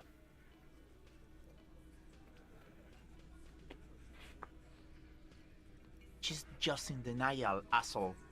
You don't understand the traumatic experience. She's shutting down, and she doesn't fucking trust you. Yeah, she's crazy, you know. A crazy bitch. You know the type. She's fucked up.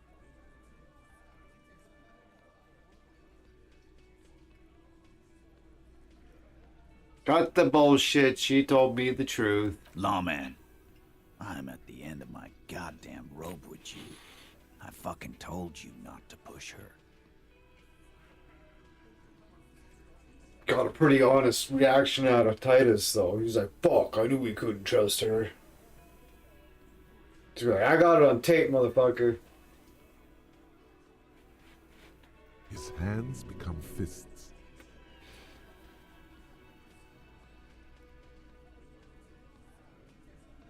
And you went and pushed her. I am gonna fucking... Get put down by Mr. Kim.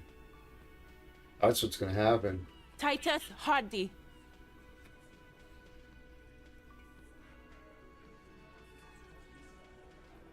Brings to the room like a warning shot. Everett personally sent me to take care of this. If this goes south, we'll all be in the shit. But you, Titus Hardy, are going to be buried. Am I understood? Listen to Lizzie.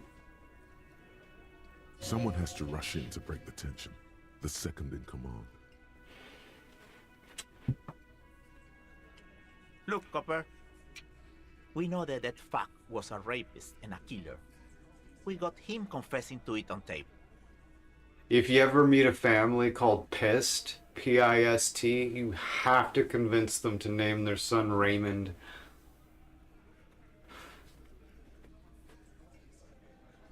Good old Raymond Pissed. Show it to him, T.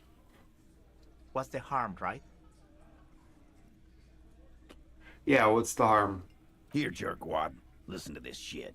And then come back and tell me the soldier of the apocalypse was an innocent man. Alright. This is their last play, this tape. Their story is in tatters, a mess.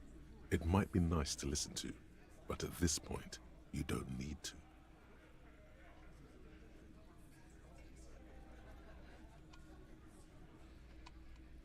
You think we go into this shit deaf and dumb? You RCM aren't the only ones who know how to bug people. There's no university degree for that. We have machines. We're in logistics. How do you think a harbor works? It's advanced stuff. Understood? You've listened in on their communications. How long? Since way before their chief started taking swing lessons. Things got nice and quiet after that.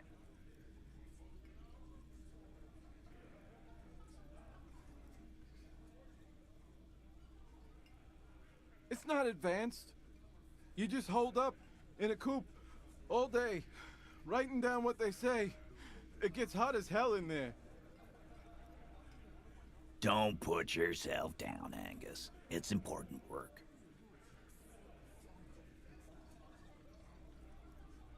Yeah, man. You're like a radio genius or something. Those notes are some in-depth stuff. Indexes and shit. What's on it?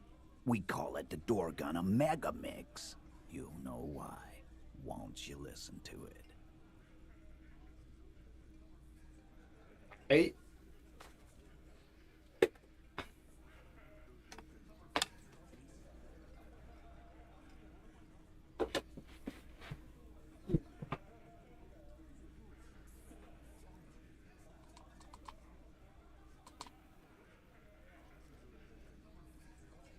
I can listen to it on this tape deck, Sure right? we can find a tape player. Where can I listen to this? Why don't you try shoving it up your ass, genius? I've got the tape player on my shoulder. Yes. Yeah, play it with your ass, cocksucker.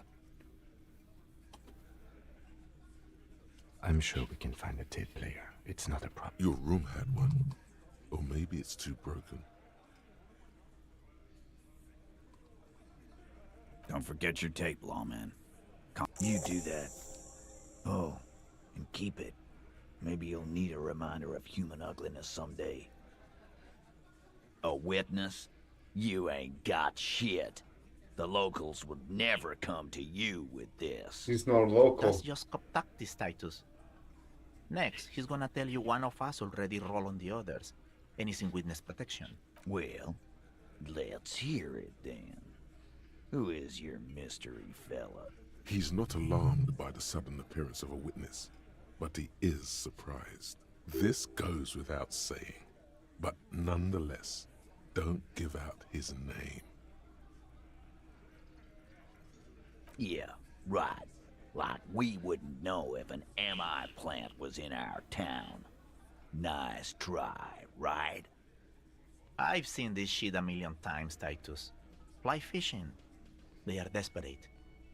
Tell us, Copper, what wacky claims did he make?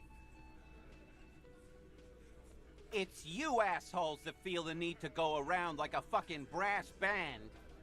The Hardy Boys are dead silent. Hardy. Yeah, it's like they put cowbells on you before they send you to the streets. What's with... Arab guy? Boss, I think he's trying to save me and Theo. Well, yeah. What is confusing you? Eugene, Theo, and Elaine were there too. I already told you. We were all there. Those flaccid MI cocks with their culture language. Everything's a surreal play or sublime whatever. Doesn't mean anything. It means the whole scene was long and drawn out, like it was from a film. What is this fella's problem? Sorry we didn't make it more action-packed. It wasn't the first thing on our minds, you see? Shanky. It's Shanky, right? I thought there's something wrong about the lynching story. Now I know there was. You don't know shit. I know you are lying, Shanky.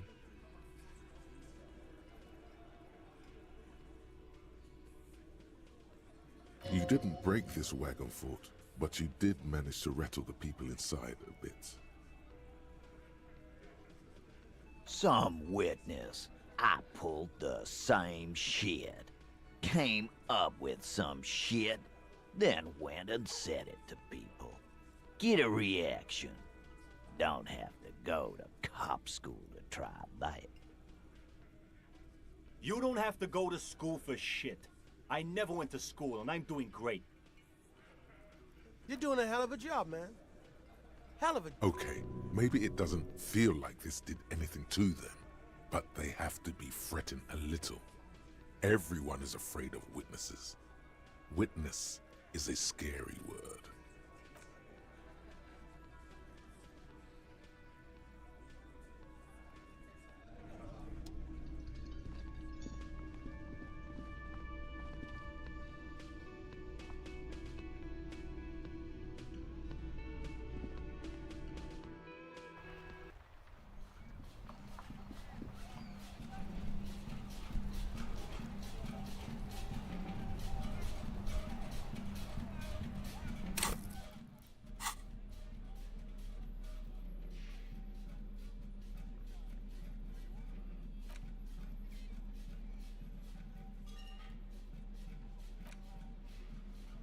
The porter reel is just what you needed. The reels attach to the apparatus with a satisfying click. The tape is routed behind the magnetic reader. You push Command Set, and the tape starts spinning. Violent static and machine sounds fill the air.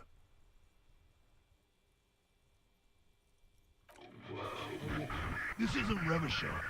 This is a fucking village. I can almost see the elephants.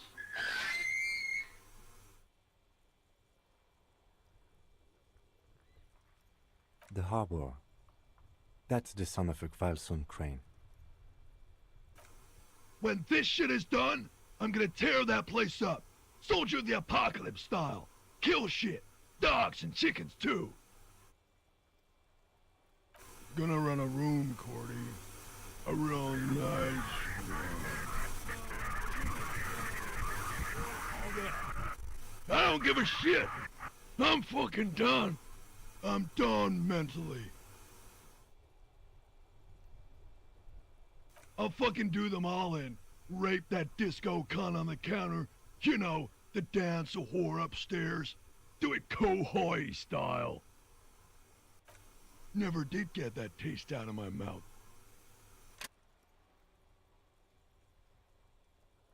The lieutenant presses the button marked Arrete on your porter reel. The tape stops spinning.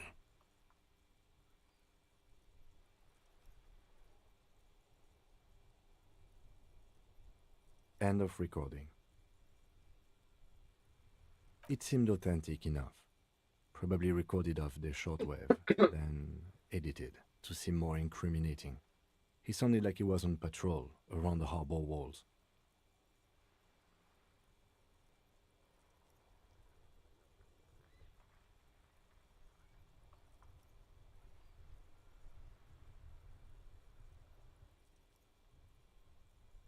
Still, there's more going on here than we know. Corty could be short for Cortenard, one of the other mercenaries, the one he was talking to. Probably the mountain at the harbor gates. Mr. Right to Work. A village on the Samaran Isola, in South Safre. Grad committed war crimes there, the kind of thing he talks about.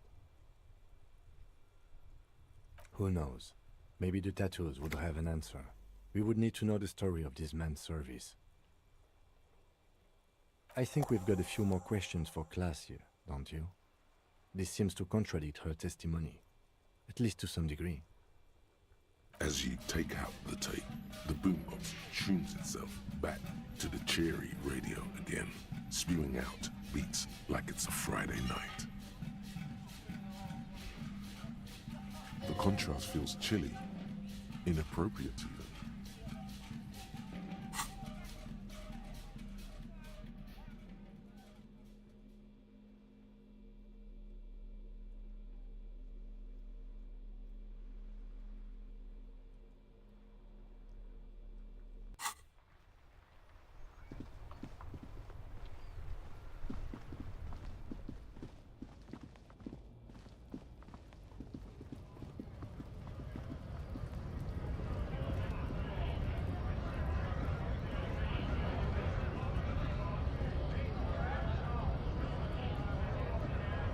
Right to work! Right.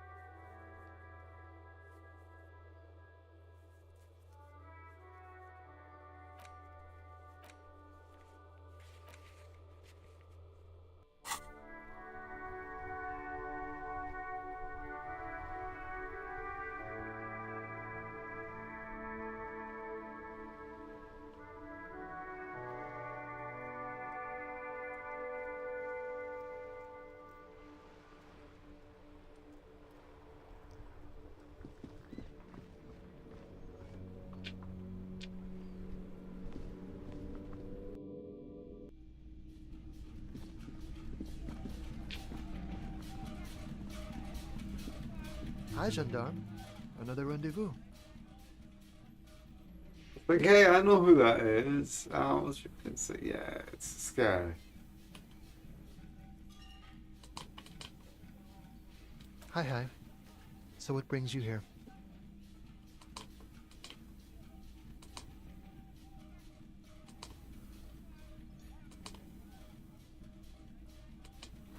You did? And how did you like him?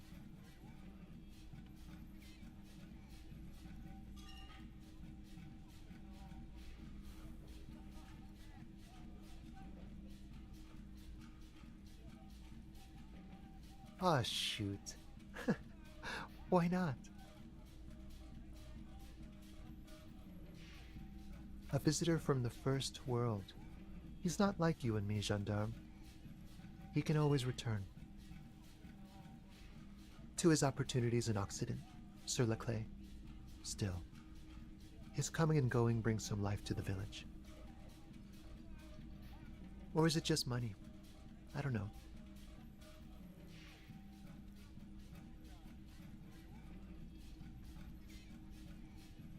Friends, I told you. Sunday friends. Friends who like to get together from time to time. Bet he won't be there when times get tough, I guess. It is. On Sundays.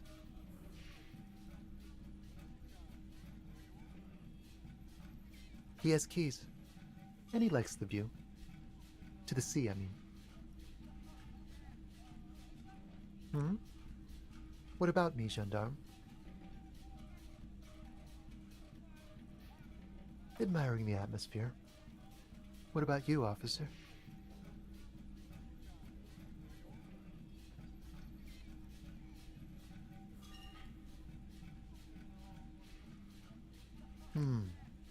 Maybe you should figure it out, detective. Oh yes, let's see. He knocked on my door a few days after the lynching. I think he was going through the entire building, asking questions. Nothing. That I didn't see anything. Why shouldn't he? What friend? No, I don't think it came up. What friend? Muscular, handsome, strong, like one of those military types. Yes, but he was speaking to someone on his earpiece. Just reporting back whatever I was telling him. Oh, let me think. He had an accent. He sounded like one of those mercenaries.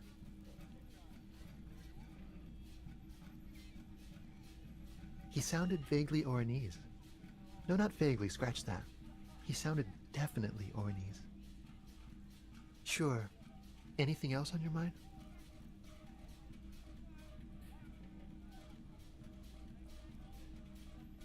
Bye-bye, gendarme.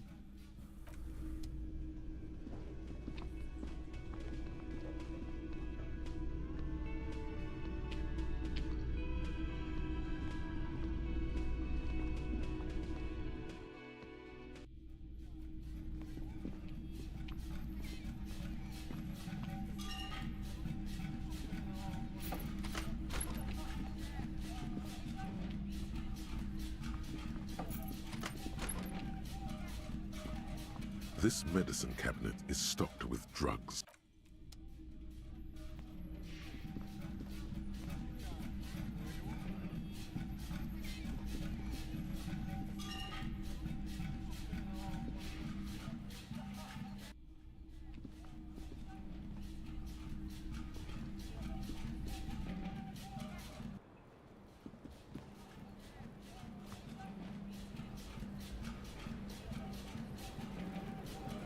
I was just thinking, what a nice day for questions pertaining to a murder investigation.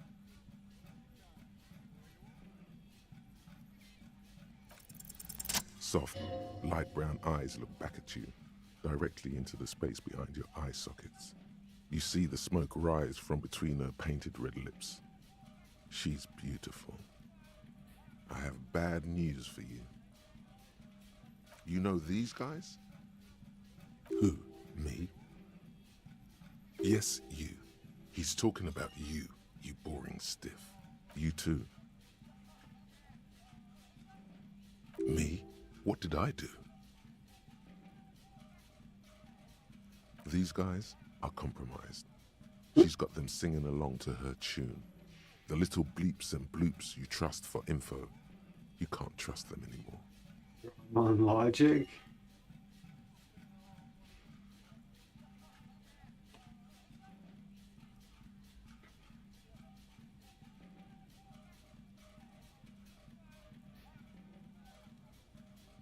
Huh.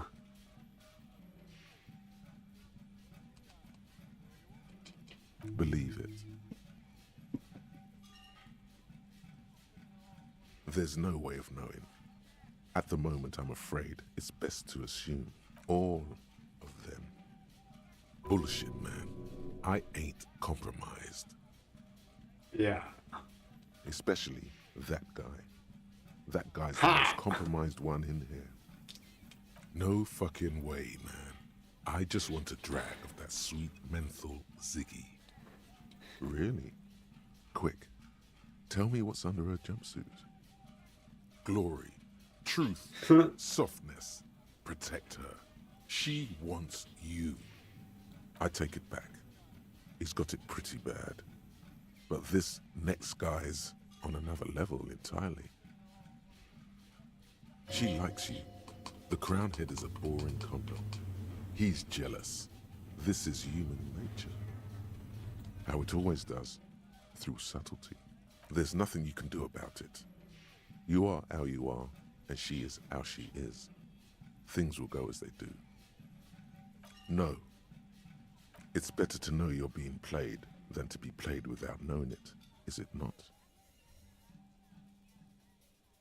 I think it's safe to assume, yes, Mr. Thespian here hasn't been speaking up. If he were, I suspect there would be paeans to her truthfulness. Like this. She is a lady, most fair and just. In his defense, to reduce him to such inadequacy, she probably had to employ half-truths more often than outright lies. That is correct. And omissions too. A little. They're all still of limited use, interpreting things to the best of their ability. Maybe they add flair or something. I wouldn't know. I don't add flair. But when it comes to assessments of character and factual accuracy, they are not to be trusted. Not with her. Good. The less paranoid option. You can trust them. Just not with Glacia Amandu. You can't draw a sound conclusion. The one he usually does says, she may want to control the information rollout, not to become a suspect. She may have a past she's escaping, unrelated to this case. You doubt it's something truly insidious. See? It's oddly moderate, probably compromised.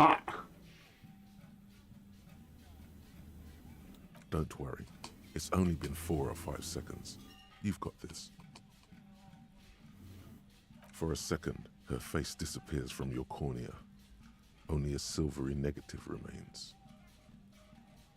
Still smiling, a tired smile.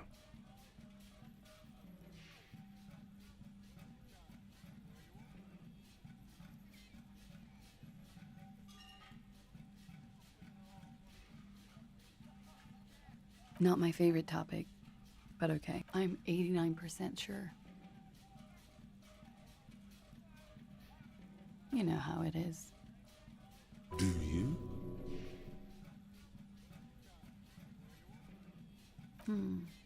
Maybe you don't. In conclusion, officer, I'm gonna go with a mild to medium not raped here.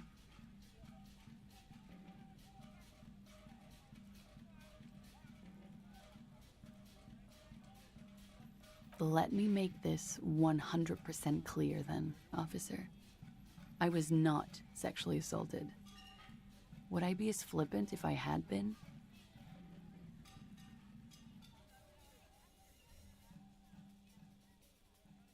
How about we, change the subject? She puts her coffee cup down. Did he? I never said he was a good man, or that he had good intentions. Only that he was never bad to me. Where did they get this recording exactly? It's intercepted radio chatter of the deceased, recorded via de-encryption station.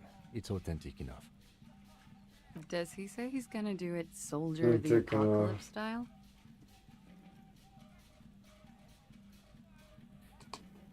The phrase was used. Yeah. That was practically his pickup line. A memory surfaces in her tired neocortex. It's not entirely unpleasant. Did he say whores a lot? Was he pretty much on the verge of doing it Kohoi style? He liked the way it sounded when he said it. As to Kohoi, he wasn't actually there. He didn't do a tour, or at least didn't tell me he did. Would have been overkill anyway. He lived his own little Kohoi. It wasn't his everything. Yes, was he bragging? Oh no, I'm pretty sure he did all those things. Then integrated them into his idea of normalcy. To keep on living. Until they just sort of turn into his, what's the word I'm looking for? Running joke. I was gonna say running joke. And it sounds like you didn't even get the good bits. Lely's punchlines got way, way funkier than that. He was like the Seminoles conflict, the Kohoi massacre, and the 36 famine in Yezud all rolled into one person, then cast in Orani ceramic armor, which he wore in bed and in the shower. We're all scraping up any happiness we can find, officer. Going around with our little scouring sticks. You, your first love, Mr. Kohoi here. Did he tell you he had actually done any of those things? In Martinez, I mean? No. We were too busy laying waste to our own nervous systems to direct any of the fury outward. He seemed happy, I guess. At ease. As much as a man like him could be. It's cold there. There is a small measure of pride in her that she could quell the rage in such a being. What kind of man was he? Before you go, ask for details. She seems okay to talk about it. Thank you for clearing that up, miss. Whenever you're ready. I'm interested to hear what Titus Hardy has to say now. She takes a very small sip of her coffee and smiles.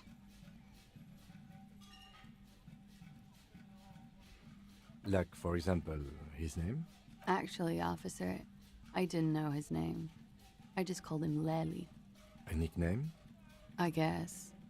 He came from Lelystad. It's short for that. And it was his army name, apparently. He said his real name wasn't his. I tried to pry it out of him, but it was no use. Lelystad. That's a good start. We have a few questions you can help us with. A few things a field autopsy alone can't answer. The young woman cranes her neck, trying to catch a glimpse of the page the lieutenant passed to you. On it is a list of autopsy observations, recorded neatly in blue ink. The last missing pieces of a puzzle of flesh.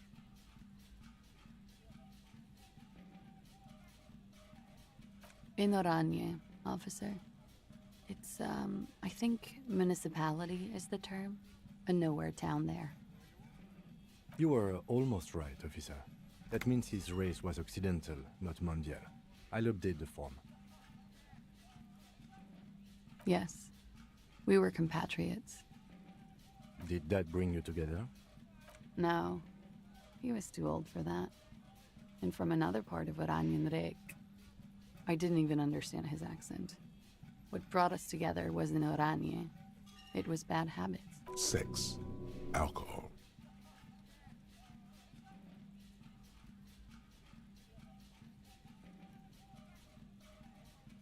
He was 42. 42? Are you sure? I would have had him above 50. He had many scars that made him appear older. But no. We even celebrated his birthday, like, some weeks ago. It was a funny 2 days. He had little reason to lie to me. We were slightly off then. Thank you for clearing it up.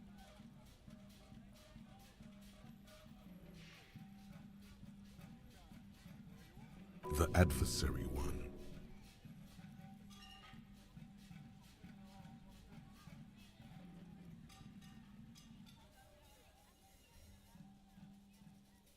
Blue. Light blue. They were like little blue galaxies, you know? It was strange, seeing those eyes in his fucked up face. Pardon the swearing. I do him an injustice. He wasn't ugly.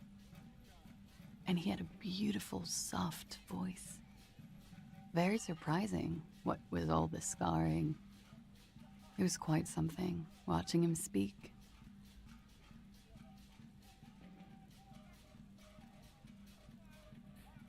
He had a combat wound on his chin and mouth? Yes. Severe. It made him look like half his face was cracking away in some strange smile. That and those eyes. Ah, yes.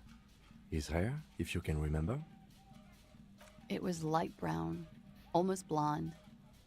He darkened it with brilliantine, made oily. Not nice to stroke. I couldn't convince him to leave it alone.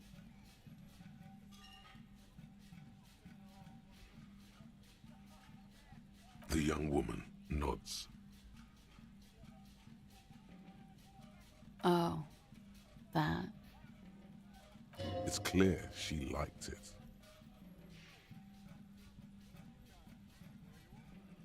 Sure, waterways. It was mostly for showing off to chicks, though. How? Imagine him lying in bed. Freakish musculature laid out on the sheets. Scarred, of course. Tattooed. The sheets are dirty for some reason. Is this Oranese lit? He's smoking and drinking, of course. And his chest and shoulders and arms are studded with stars. Tens, hundreds of them. Maybe even thousands. And the woman goes like, "What was this, baby?" And he says, "That was too hardcore. Don't ask me about that." So she goes, "Okay, but what's this, baby?" And he's like, "Saw some bat shit there. Killed some loincloths." And so it goes. Star after star. Port after port. Third world country after third world country. And he's done horrible things in every single one of them. Oh yeah. No thank you. I've seen enough of him dead. I can tell you what they meant without looking at them. Go on. He was a blue-eyed boy with thick arms, from a small town. He was also poor, and the government of Oranje needed some people killed, so they turned him into a grotesque killer. For money. He went to Killer Academy in Vredefort. Then he killed some people in the Semenine Islands. And on other islands, too. All of the islands. After this, he came to Revachol and got killed himself.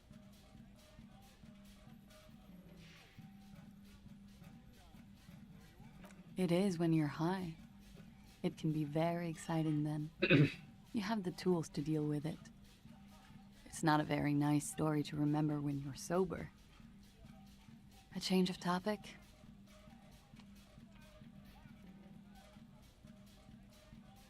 It very well could be, yeah. What do I mean? I have no idea. I don't even know what you mean. Love did him in? What does that mean? That's not funny, officer.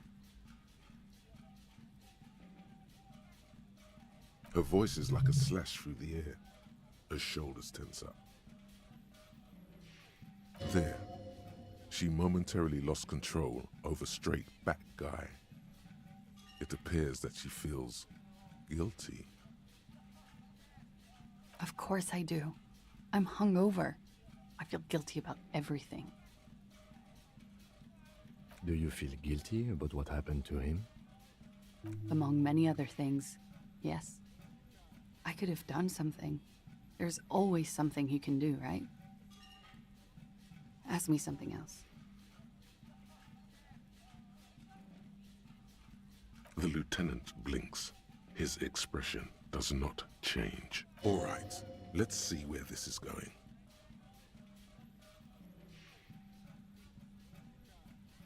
Cool.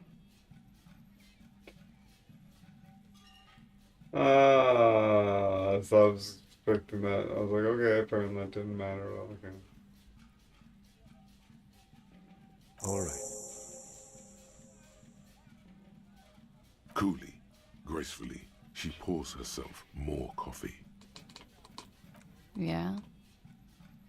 Yeah. I've contaminated it pretty bad.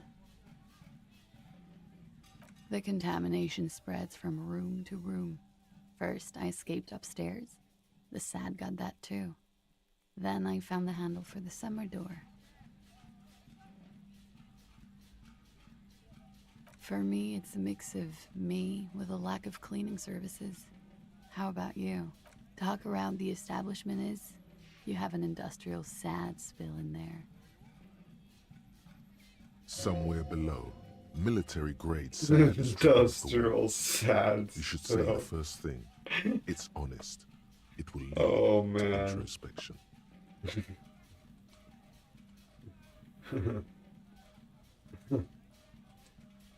For me, it's alcoholism. Cool. Cool. I She's. think I'm developing a pinch of that too.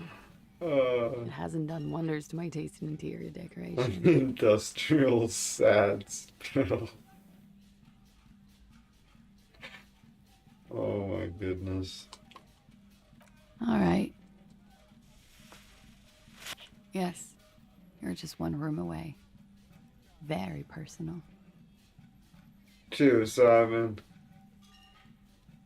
Good. Yes. This means she could have heard something. Like, You do not need to know that. What you need is to ask normal police questions. Like, get a grip, he thinks. At least do your... Why not? I'll be here until 11 p.m., drinking coffee, most likely. Wait. Stop. That man, bloated beyond all recognition, was 42? Below the damage, the weeks of decomposition, all the swollen indignity of how old are you? That's where this is going. 45,000 liters of raw alcohol has left its disfigurements. What lies beneath, you wonder? You could ask either one of them. huh? How old? 58?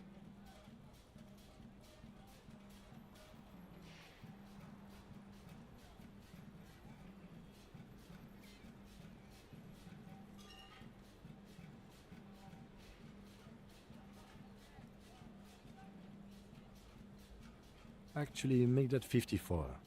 Alcoholism has severely impacted your appearance. And I was wrong about the age of the deceased. Wait. This requires scientific measurements. To the laboratorium.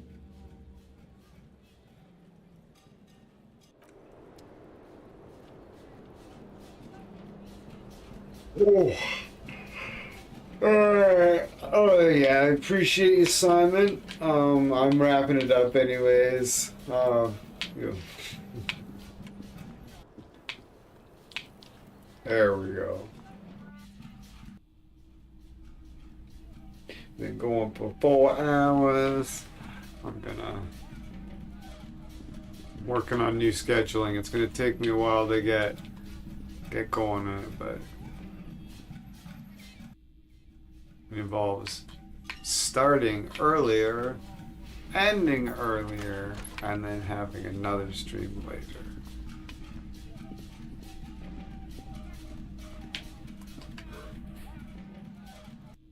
But I got a good solid. This is a 4-hour stream, so it's not a short stream, right? I'll consider 4 hours the benchmark or the perfect stream. But anyways, thanks for smashing the like button. You guys are legends. That was really good. 10 likes there. That's fucking sick. And yeah, we'll catch you all later. Cheers.